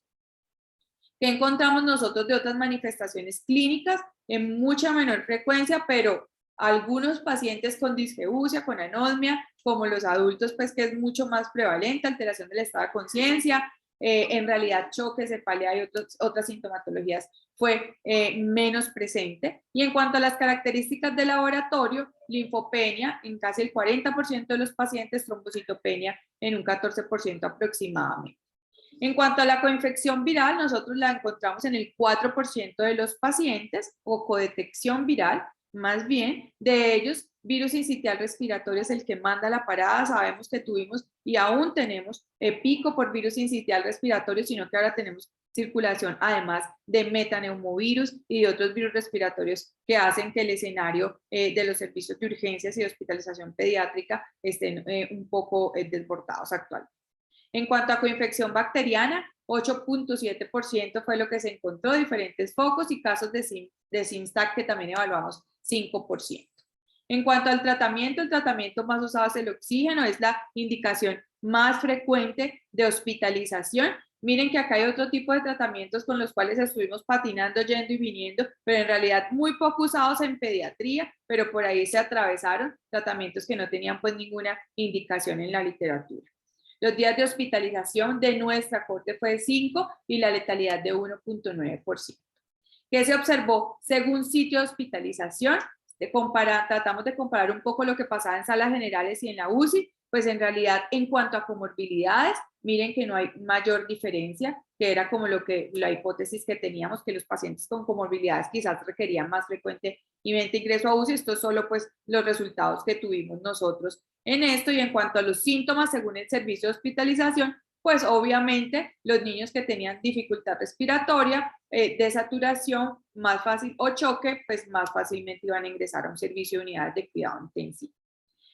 ¿Qué pasa con los grupos de edad? Entonces encontramos que había más frecuencia de COVID-19 en los chiquitos de 1 a 3 meses y en los adolescentes de COVID agudo, más frecuencia de SIMS-TAG o de síndrome inflamatorio multisistémico en los escolares, más frecuencia de síntomas respiratorios en escolares y adolescentes, más frecuentemente fiebre solamente en los niños pequeños, síntomas gastrointestinales particularmente fue más frecuente, así como la linfopenia y la trombocitopenia en los mayores de 5 años. Acá pues, como un comparativo entre la infección aguda por COVID-19 y el MIS como tal, el predominio del COVID sigue siendo los síntomas respiratorios, el predominio en el MIS son los síntomas gastrointestinales y el choque, parecido también, pueden tener manifestaciones parecidas al síndrome, a la enfermedad de Kawasaki. En cuanto a la vacunación y los niños, pues había mucha controversia si en realidad debíamos vacunar a los niños, teniendo en cuenta que era una población que si le daba la infección iba a ser una enfermedad leve. Desde el principio pensamos que no somos ajenos, que los niños hacen parte de toda una estructura social pandémica y en la cual ellos también tienen efectos y tienen, a pesar de tener la misma capacidad de transmisión que los adultos, pues necesitábamos tener a toda la población protegida para disminuir así la circulación del virus y por lo tanto enfatizamos pues en la necesidad de la vacunación, no solo por los beneficios directos de la vacunación en cuanto a menores tasas de enfermedad grave y complicaciones, disminuir el riesgo de transmisión poblacional, sino también en cuanto a los beneficios indirectos. Sí, la vacunación parecía ser como una de las estrategias que nos iba a ayudar a tener confianza en el retorno seguro a la escuela, aumentar la actividad física y todo lo que implica retornar a la escuela, como la mejoría de la salud emocional, el acceso a programas de asistencia social cuando aplica la disminución de violencia intrafamiliar y sexual y disminuir esa brecha educacional, económica y social que ha sido una alarma que han lanzado los principales entes defensores de los derechos de los niños, desde UNICEF hasta el Ministerio pues, de Educación Nacional. En cuanto a los eventos adversos en niños, en realidad son muy pocos los eventos reportados en los distintos países que logramos tener reporte porque no los tenemos en todas partes. En cuanto a las vacunas de RNA mensajero, que el riesgo más temido era miocarditis y pericarditis, en realidad era más frecuente en los hombres, en los adolescentes, pero era un riesgo que tenía que lanzar la alarma de que hay que tener la sensibilidad para diagnosticarlo, pero en realidad lo que se ha reportado en el mundo es que hay eventos fatales al respecto no han ocurrido. Acá les muestro, estos son algunos infográficos de los CDC de los Estados Unidos, cómo compara entre los niños no vacunados y los vacunados, ¿sí? El riesgo es 10 veces mayor en los no vacunados de hospitalizaciones entre los adolescentes. Este es reciente, este salió la semana pasada o esta semana, creo que a principio de semana, en el cual se muestra la hospitalización en niños entre 5 a 11 años, el anterior eran adolescentes, este entre niños entre 5 a 11 años, no vacunados, la línea continua, vacunados, la línea punteada, y cómo se observa que el requerimiento de hospitalización es mayor en aquellos niños que no son vacunados, e incluso el ingreso a UCI es mayor en los niños que no son vacunados. Más allá de la morbimortalidad aguda, aquí les voy a hacer un popurrí para terminar, pues en aras del tiempo, de qué otras cosas debemos pensar cuando decimos COVID e infancia. No solo es el COVID agudo, la necesidad de hospitalización, la necesidad de muerte, sino que también debemos pensar en esto.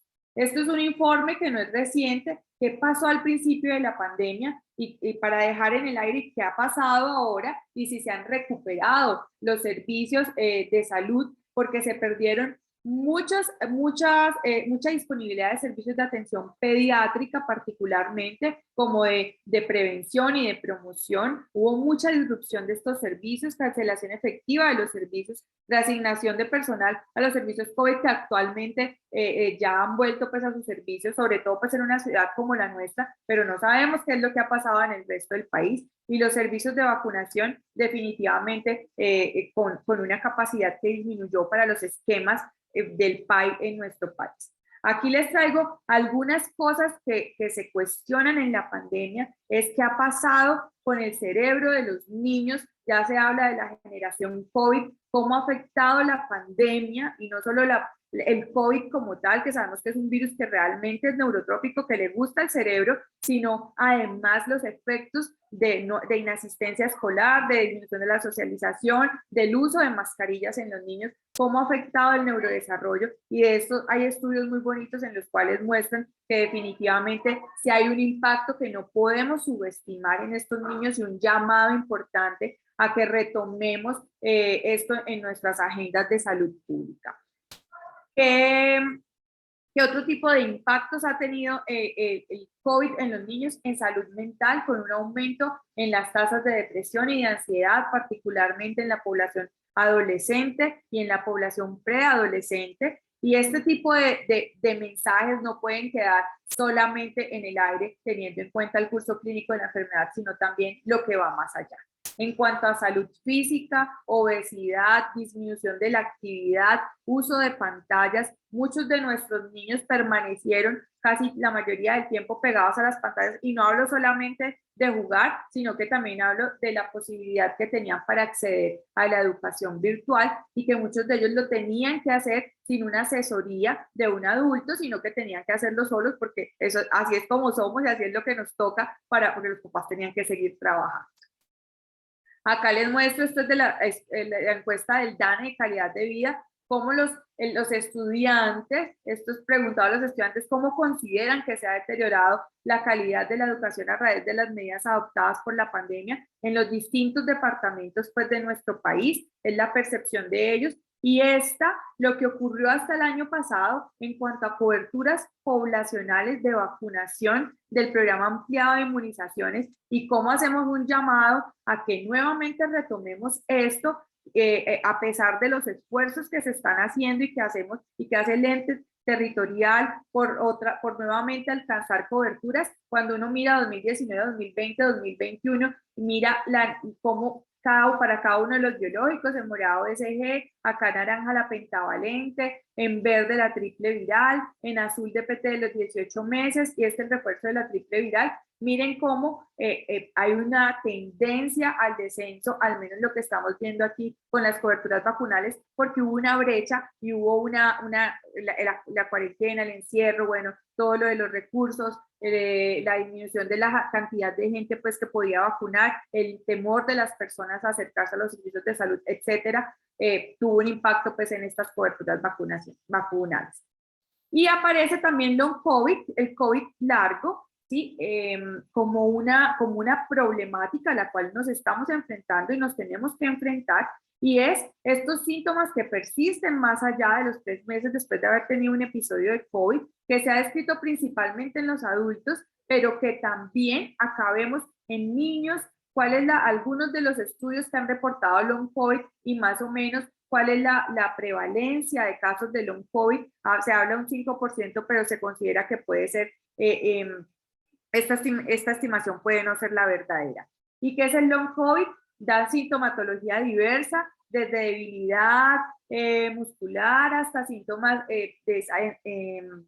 neurológicos, cefalea, puede dar también depresión, ansiedad, hiperestesia, algunos niños con retrasos en el neurodesarrollo, retrasos en el hitos del desarrollo, palpitaciones, arritmias, disnea, vértigo, tinnitus, una variedad de síntomas que tenemos que ir aprendiendo a identificarlos para poder hacer estrategias preventivas hacia esto y también estrategias de rehabilitación.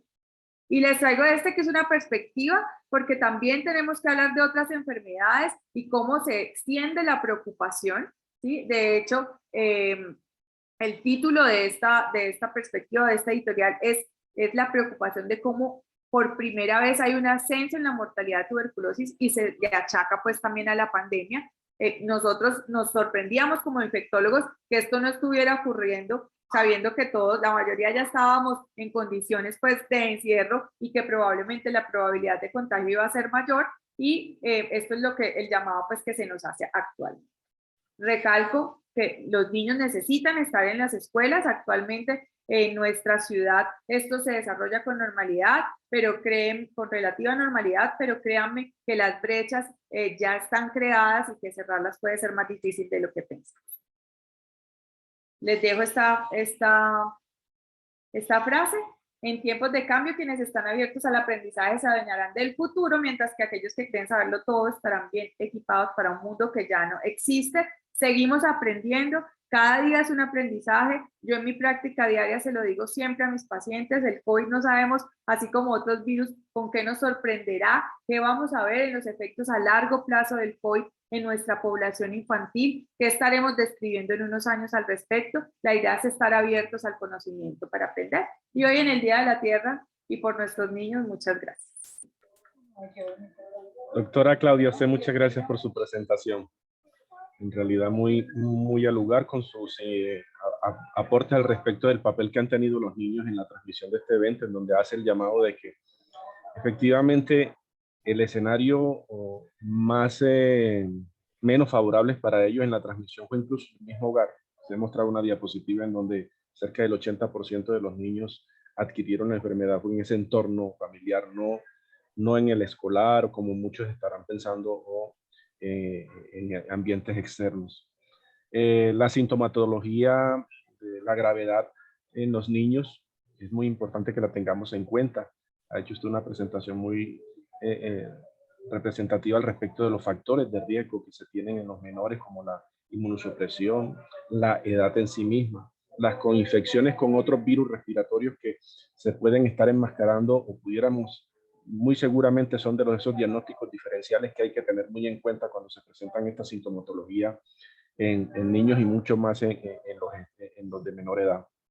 Las comorbilidades y cuáles son las que más se han presentado.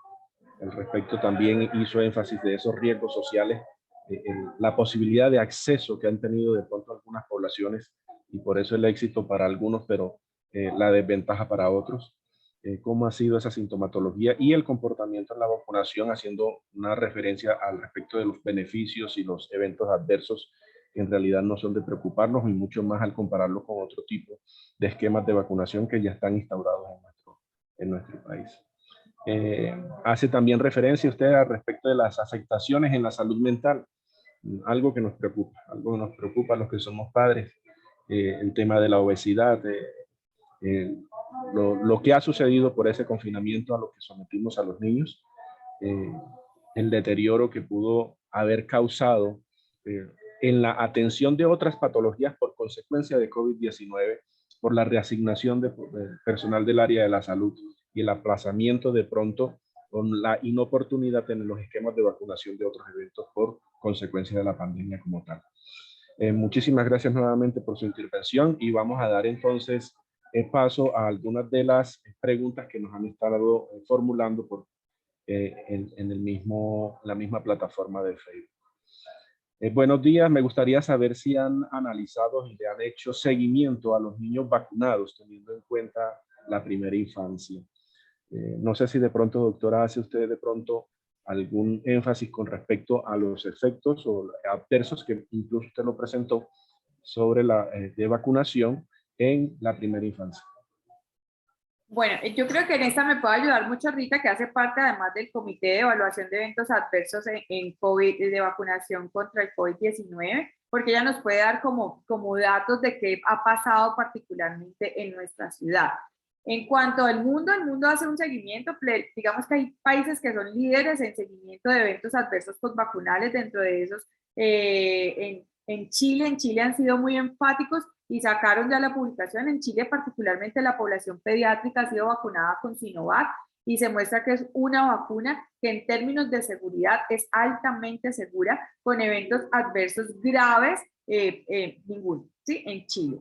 En cuanto a la vacuna de RNA mensajero, que ha sido la que principalmente se ha utilizado en países desarrollados como en los Estados Unidos de América, se han reportado y se ha hecho pues el seguimiento a estos eventos adversos también muy infrecuentes, y comparando pues riesgo-beneficio, sigue preponderando pues la necesidad y el beneficio de la vacunación sobre esto. En Colombia también hay un comité de evaluación de eventos adversos.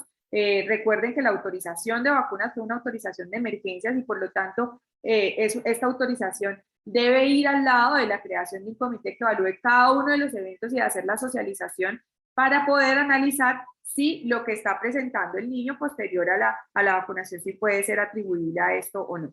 No sé si Rita esté por allí y nos ayude, o ahorita que termine yo como mi intervención, exactamente qué se ha observado con la vacunación de eventos adversos por vacunales aquí en México. Sí, eso le iba a proponer, que ahora que usted termine la intervención, para aprovecharla bastante. Listo, dale. Ok, entonces aprovecho con otras preguntas puntuales para la doctora antes de que, y luego continuamos con las apreciaciones de la doctora Rita.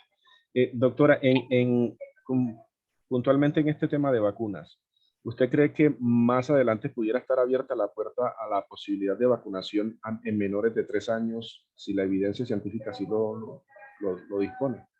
En nuestro país puntualmente. Se está avanzando en eso en el mundo, porque es una población que, como les mostré, es la población que más riesgo tiene de hospitalización y de enfermedad grave. Hay avances, incluso hay avances por encima de un año. Hay estudios que están todavía, estamos pendientes, pues estamos como atentos para que demuestren la seguridad, ¿sí? y la efectividad en esta población, y ya son temas pues de dosis, si la dosis tiene que ser diferente, bueno, etcétera, pero sí es muy probable que podamos llegar a tener vacunas para niños menores en algún momento. Ok. Otra pregunta que nos hacen es al respecto de cuáles son esas principales diferencias que hay en el sistema inmunológico entre niños y adultos que hace que este virus específicamente haya sido un poco más benévolo con los menores. En vista de la proporción de hospitalización, la proporción de mortalidad que se presenta entre adultos y los menores de edad. ¿Cuál es esa gran diferencia que hay en ese sistema inmunológico entre estos dos grandes grupos de edad? Bueno, esa es la pregunta del millón, ¿sí? Uno quisiera poder saber exactamente qué es lo que sucede con los niños y por lo cual ellos no tienen enfermedad grave, porque con esto se podrían desarrollar muchas estrategias terapéuticas para los adultos y para los que se enferman gravemente y para los que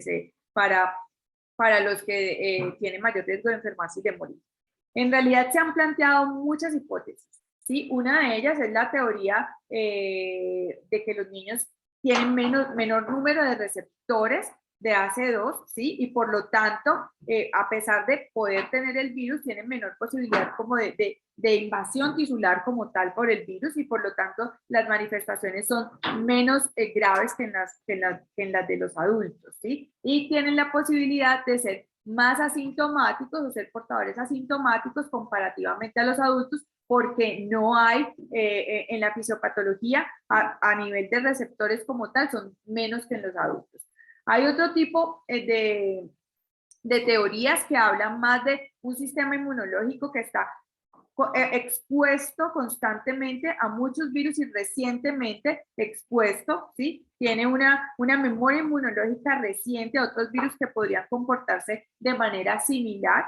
Incluso también se habla que la exposición reciente a vacunas, y hubo algunos estudios en el mundo que buscaban como ejercicio terapéutico la aplicación de vacunas como la BCG, por ejemplo, en los adultos como una estrategia terapéutica para el sistema inmunológico y disminuir la posibilidad de infección. Entonces también se habla como de el momento inmunológico en el cual están los niños que están expuestos a múltiples virus para ello, por lo cual están como entrenados, como que tienen un entrenamiento para el público pues que nos escucha, un mejor entrenamiento para los virus.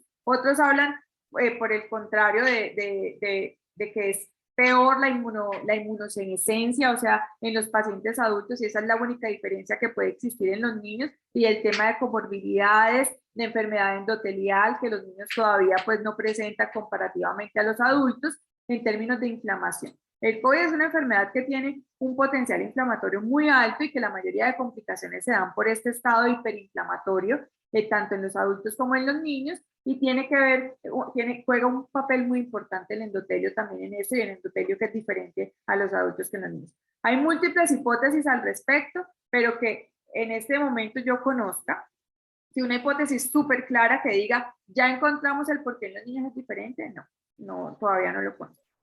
Muchas gracias, doctora. Hay otra pregunta que nos hacen al respecto de, ¿usted qué considera si es importante que se siga utilizando tapabocas cuando se está con bebés, teniendo en cuenta que hay personas asintomáticas? Su posición al respecto. El tema del tapabocas es un tema bastante controversial, sobre todo para las personas que no pueden acceder a una vacunación, como por ejemplo los niños, y como lo dijo Rita, el COVID no se ha ido, o sea, todavía tenemos casos de COVID, ¿cierto? Todavía pueden haber personas que no lo tengan. Yo lo que más recomiendo más allá del uso de tapabocas es usted dónde va a estar y qué va a estar haciendo, o sea, si usted va a estar con su bebé en un espacio abierto, si usted es una persona vacunada, o sea, hay como una suma de estrategias que hacen que su bebé pueda estar más protegido o que su paciente inmunosuprimido, que puede no tener una buena respuesta inmunológica a la vacunación, esté más protegido. Espacios abiertos, espacios ventilados, las personas alrededor vacunadas y personas asintomáticas. Más allá de eso, porque a veces siento que el tapabocas o la mascarilla da una falsa sensación de protección. Entonces ya uno se encuentra en la calle gente enferma, gente con gripa, pero tengo tapabocas. Sí, entonces voy a ir, pero no me quito el tapabocas. Tengo gripa, pero no me quito el tapabocas. Voy a visitar al bebé de mi prima, pero tengo un poquito de gripa, pero no me le acerco y tengo tapabocas. Entonces, más allá de eso, de la mascarilla, es tener la conciencia de que si tenemos síntomas, si hemos tenido un contacto con alguien que ha tenido síntomas o que tiene manifestaciones respiratorias o gastrointestinales, bueno, cualquier sospecha de COVID o no estoy vacunado, pues trato de cuidar también a los demás, ¿sí? Y trato de cuidar a esas personas que no tienen esta posibilidad de vacunación. En cuanto a la familia como tal, yo como mamá, con mi bebé, etcétera, yo pienso que hay que ponerlo en una balanza. O sea, este relacionamiento que yo tengo con mi bebé, de la sonrisa, de la mirada, de las caricias, pues también tengo que ponerlo. Yo me cuido como mamá, estoy con mi bebé, mi familia se cuida, pero también hay otras cosas que se deben recuperar para los niños. Ok, doctora. Y en ese punto, quisiera de pronto, si usted nos menciona a los padres de familia, cuándo de pronto tomar esa decisión de si la sintomatología que está presentando mi bebé no es tan grave como para no llevarlo al servicio de salud, o cuándo son esos signos de alarma, cuáles son sus recomendaciones de cuándo tomar esa decisión de que definitivamente ya no es suficiente con mis cuidados en casa. ¿Cuándo tomar esa decisión? ¿Cuáles son esos signos de alarma que me pueden decir a mí como padre de familia? Es mejor que ya estén cuidados de expertos o del personal de salud. Bueno, la recomendación igual a una infección respiratoria aguda, ¿sí? Cuando los síntomas, cuando hay sospecha de infección respiratoria del tracto inferior, ¿sí? O sea, cuando hay retracciones, cuando hay dificultad para respirar, cuando hay tos persistente, cuando hay fiebre más allá de 3 días. Hay una que uno no lee en los libros y es cuando hay dudas de que mi bebé pueda estar algo mal, ¿sí? Porque no recibe la comida, vomita todo lo que come, no responde adecuadamente, lo veo muy somnoliento, ¿sí? Particularmente en los niños menores. Sí, ahí es cuando yo debo acceder pues como a los servicios de salud. Al principio, cuando empezamos a disminuir el número de testeos, el número de pruebas, había mucha gente que consultaba para que le hicieran una prueba, para confirmar, y esa no es la idea. La idea es, siempre debe prevalecer la clínica por encima de un diagnóstico que solamente va a ir a llevar a colapsar los servicios de salud. Entonces, básicamente los mismos signos de alarma que existen para las otras infecciones. Cada doctora, en aras de su agenda y muy agradecidos por su intervención, quisiera de pronto algún cierre con aportes adicionales sobre su ponencia. Hay algunas preguntas al respecto sobre los estudios en los que usted basó su presentación. Algunas personas están preguntando sobre la bibliografía o qué países se hicieron eso. Si de pronto usted más adelante nos puede pasar esa información para hacerle llegar a quien está haciendo esa consulta. Pero cerraríamos con usted al respecto de su percepción al respecto del evento en los menores y unas recomendaciones finales. Listo. Bueno, básicamente hacer énfasis y recalcar que en niños particularmente, en COVID, infancia, aunque también pasan los adultos, pero yo hoy estoy hablando por los niños, hay que ir más allá de los efectos de infección aguda, de mortalidad, etcétera. Cada vez más nos damos cuenta que el COVID puede tener otro tipo de efectos, también a nivel biológico, incluso efectos en el cerebro, en el neurodesarrollo, que están siendo estudiados por los expertos. Y a veces cuando a mí me dicen, ¿yo por qué no lo vacuno? Sí, pues yo para qué lo vacuno si no le va a dar enfermedades de usted no sabe que esa infección leve por COVID, ¿qué le pueda dar a usted? Y es lo que estamos viendo ahorita. Sí, incluso particularmente nos preocupa cerebro, nos preocupa corazón, porque ya se han descrito efectos a largo plazo al respecto. Entonces, recordar que la vacunación es una estrategia que hasta el momento ha sido segura, ahorita Rita seguirá hablando al respecto, es una estrategia segura y que no se los mencioné y no se los puse allí, pero si les mando la bibliografía, les mando ese estudio. Hay estudios que hay menos long COVID en los vacunados que en los no vacunados, o sea, los efectos no son solo en infección aguda y grave. ¿Listo? Entonces, para tenerlo en cuenta. Y que más allá de la mortalidad, recordar y plantear en nuestras agendas salud mental, salud deportiva, ¿sí? Nutrición y todo lo que tiene que ver con los niños, escolaridad y esa brecha que tenemos que cerrar y recuperar coberturas de vacunación PAI. Esos son mis mensajes. Doctora Claudia Beltrán, muchísimas gracias por su intervención. Muy gentil, muy apropiado sus recomendaciones. Éxitos en su resto de día. Muchas gracias, saludos, chao. Ok, continuamos, doctora Rita Almanza, con algunas otras preguntas que nos hacen al respecto de las presentaciones del día de hoy. Quisiera, si me lo permite, aportarle a la pregunta que la doctora Claudia hablaba sobre los eventos adversos, que quedó ahí como quedamos pendientes de complementarle con los datos locales. Nosotros en el departamento de Antioquia hemos recibido como mesa de expertos para analizar los eventos adversos. Quiero informarle a todo el mundo que tenemos unos sistemas de información por medio de la cual todas las instituciones que aplican vacunas o donde las personas consultan nos informan los eventos graves y también los leves. En la mesa de nosotros tiene como función analizar el total de eventos y mirar cuáles de esos realmente fueron por la vacuna o pudieron ser unos eventos coincidentes con el momento de la vacunación. Es decir, eventos que se iban a presentar con o sin vacuna porque habían otras situaciones que así lo posibilitaban. Recordemos que las vacunas en los niños, como justamente la vacuna lo que busca es un entrenamiento del sistema de defensas, y parte de nuestro sistema de defensa es aumentar la temperatura para matar los microorganismos. Algunos de los efectos que se observa en cualquiera de las vacunas es justamente esas fiebres muy altas que en algunos niños pueden producir convulsiones cuando hay niños que son como más sensibles o más susceptibles a esto. Nosotros hemos recibido 13 alertas de enfermedad grave posterior a la vacunación. Cuando las revisamos, 4 de estas vimos que sí tenían, que no eran eventos coincidentes. Una fue un caso de ansiedad, donde el niño realmente hizo una crisis, pero de ansiedad porque le tenía miedo a las agujas, y eso se puede presentar. Hay gente que tiene fobias, entonces no es el miedo normal de que me asusto un poquito, sino que realmente les da taquicardia, se ponen a sudar, se pueden hasta desmayar del colapso, del susto tan grande por ver la aguja. Eso fue un solo evento. Otro evento es un absceso en el sitio de la aplicación. Recuerden que cuando aplicamos las vacunas, las condiciones son estériles, pero puede haber manipulación después. A veces la gente empieza a poner cositas ahí para el dolor, emplastos, hay que mirar. No estoy diciendo pues que el casito de Antioquia haya hecho eso, pero hay que mirar la manipulación en ese momento, o si la piel estaba completamente limpia y arrastramos al meter la aguja algún microorganismo que atravesó la piel, pero se le formó un absceso en el sitio de la punción y se asoció no con la vacuna como tal, sino con el procedimiento al romper la piel con la aguja, y que luego con la manipulación se pudo haber infectado. Los otros 2 eventos fueron convulsiones por fiebre, por lo que ya estaba explicando. Algunas de estas vacunas tienen, digamos, unos elementos como coadyuvantes, o sea, no tiene nada que ver con la parte del virus, sino con el coadyuvante, que son los elementos que se colocan para que la vacuna perdure, para que no se dañe rápido.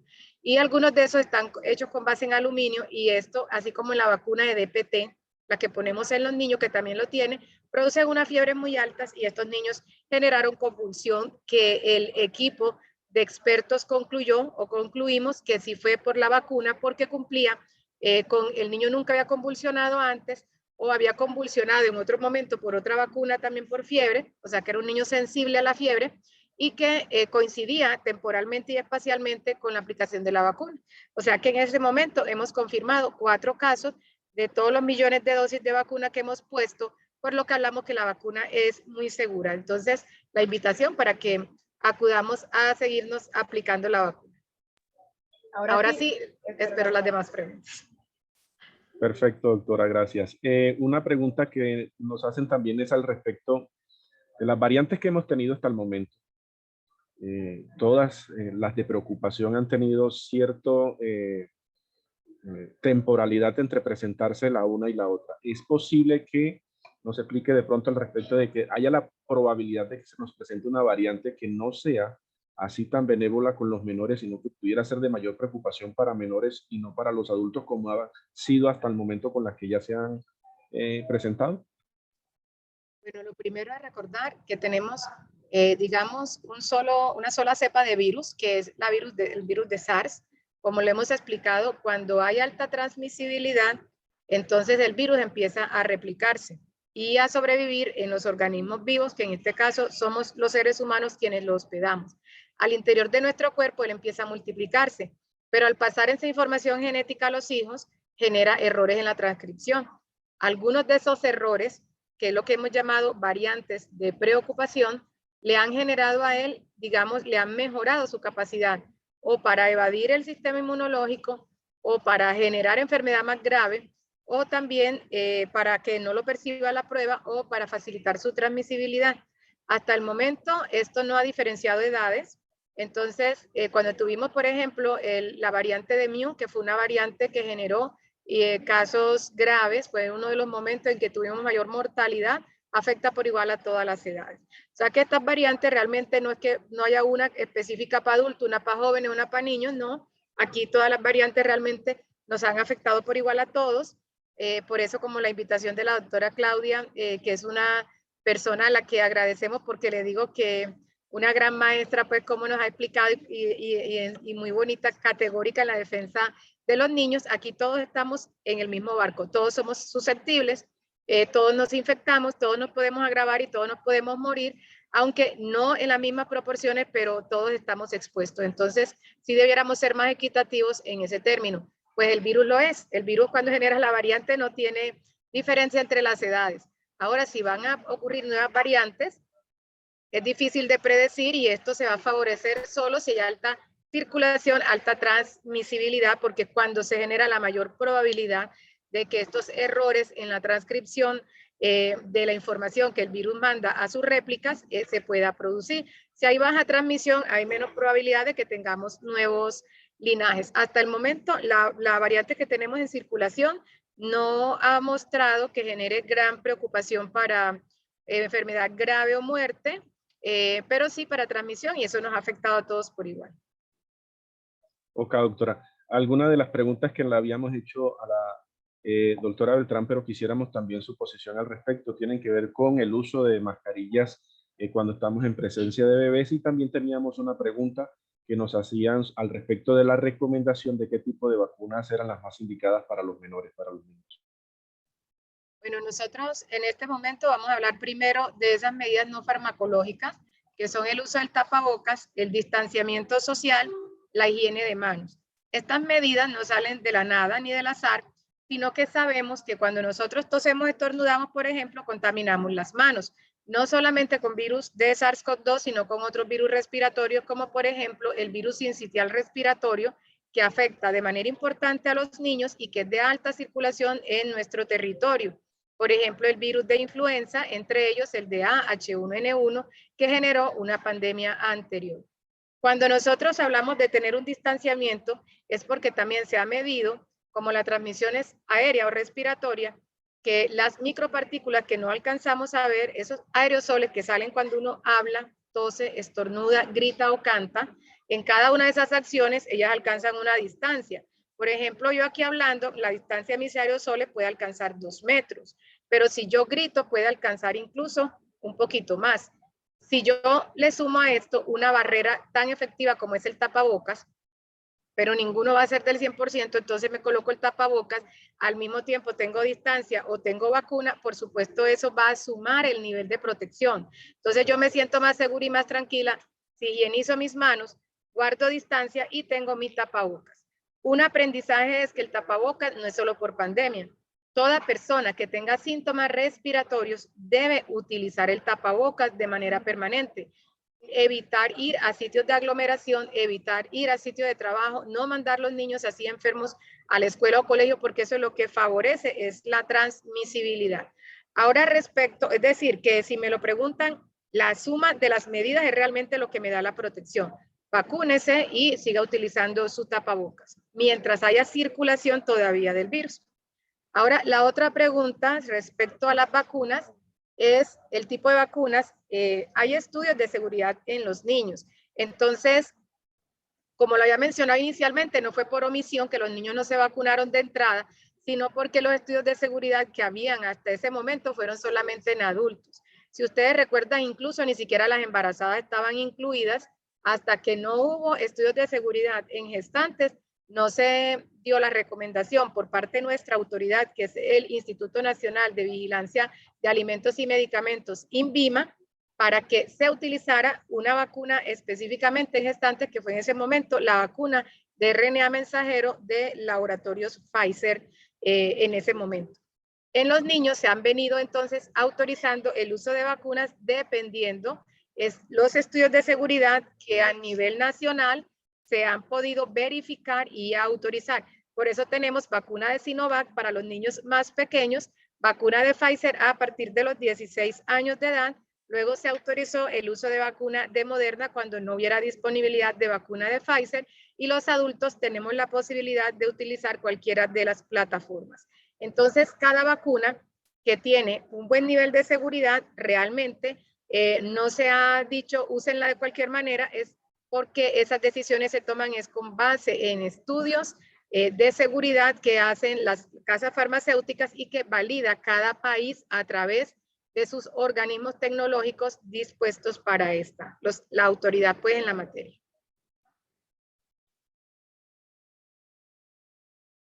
Gracias, doctora. Quisiera también si de pronto nos comenta a la audiencia al respecto de cuál podrían ser las estrategias que se deberían de empezar a implementar para tratar de cautivar a los padres que aún no han tomado la decisión de vacunar a sus menores.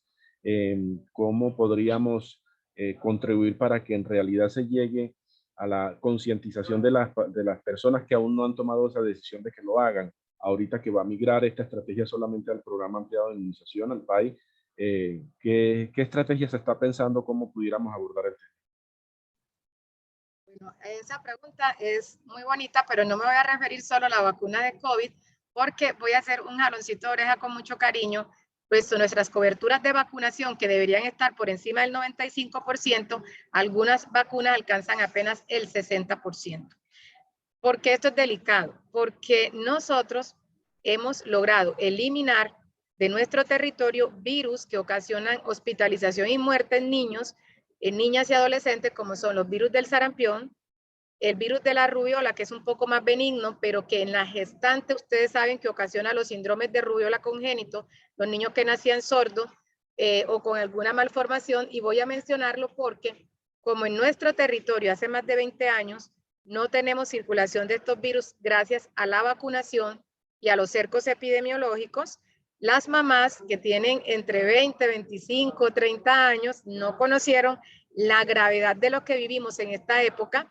Los niños que perdieron sus piernas por la polio, que perdieron su bracito por la polio, que les dio una neumonía y se murieron por el sarampión, que nacieron cieguitos o que su mamá abortó niños por la rubiola congénita o que nacieron con un trastorno neurológico a causa de esto.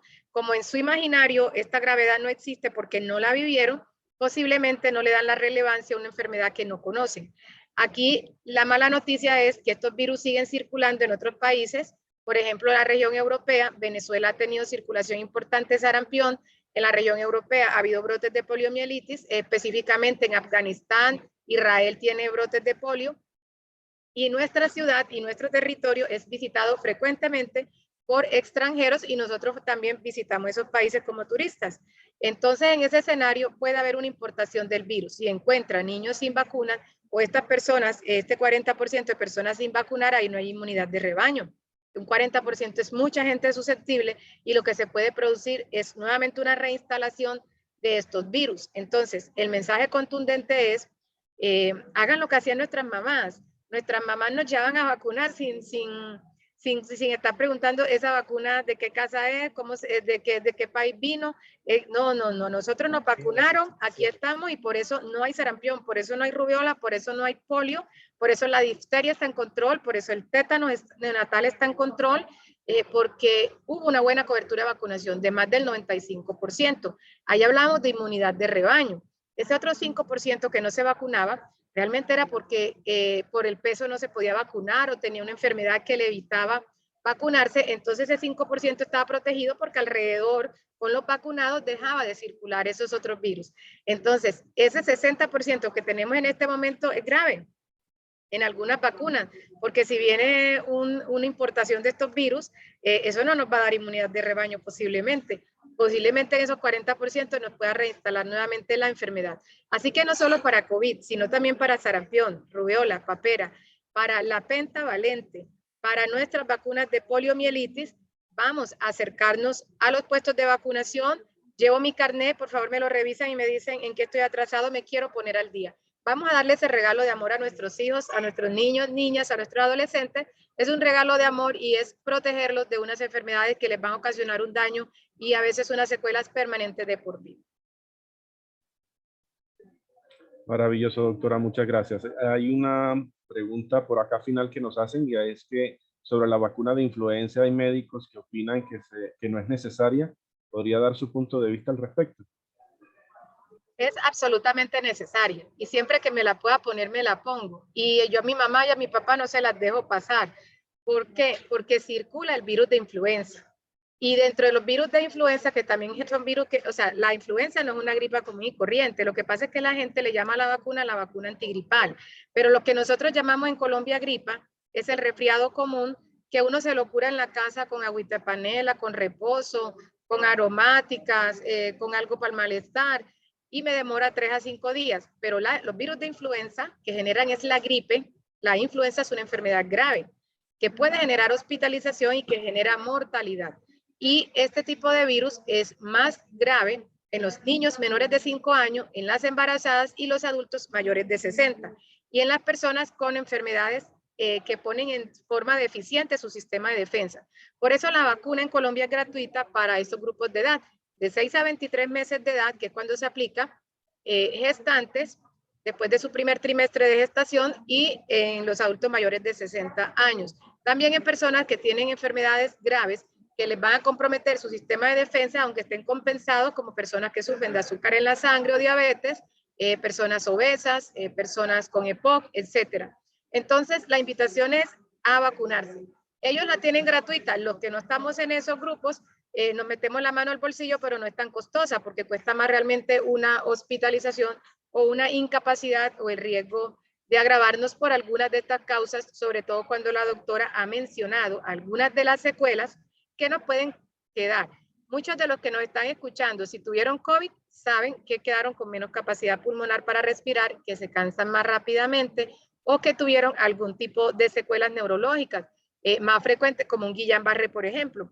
Entonces, es mejor evitar y la invitación siempre será a vacunarnos.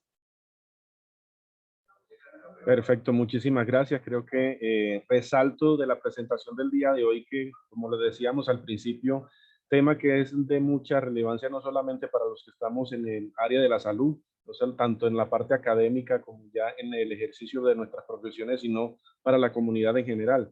Así que agradecerle a las expositoras por ese lenguaje sencillo, concreto, que puede de fácil acceso para todos, la comunidad que puede acceder a esta presentación a través de las plataformas de la Universidad de Antioquia.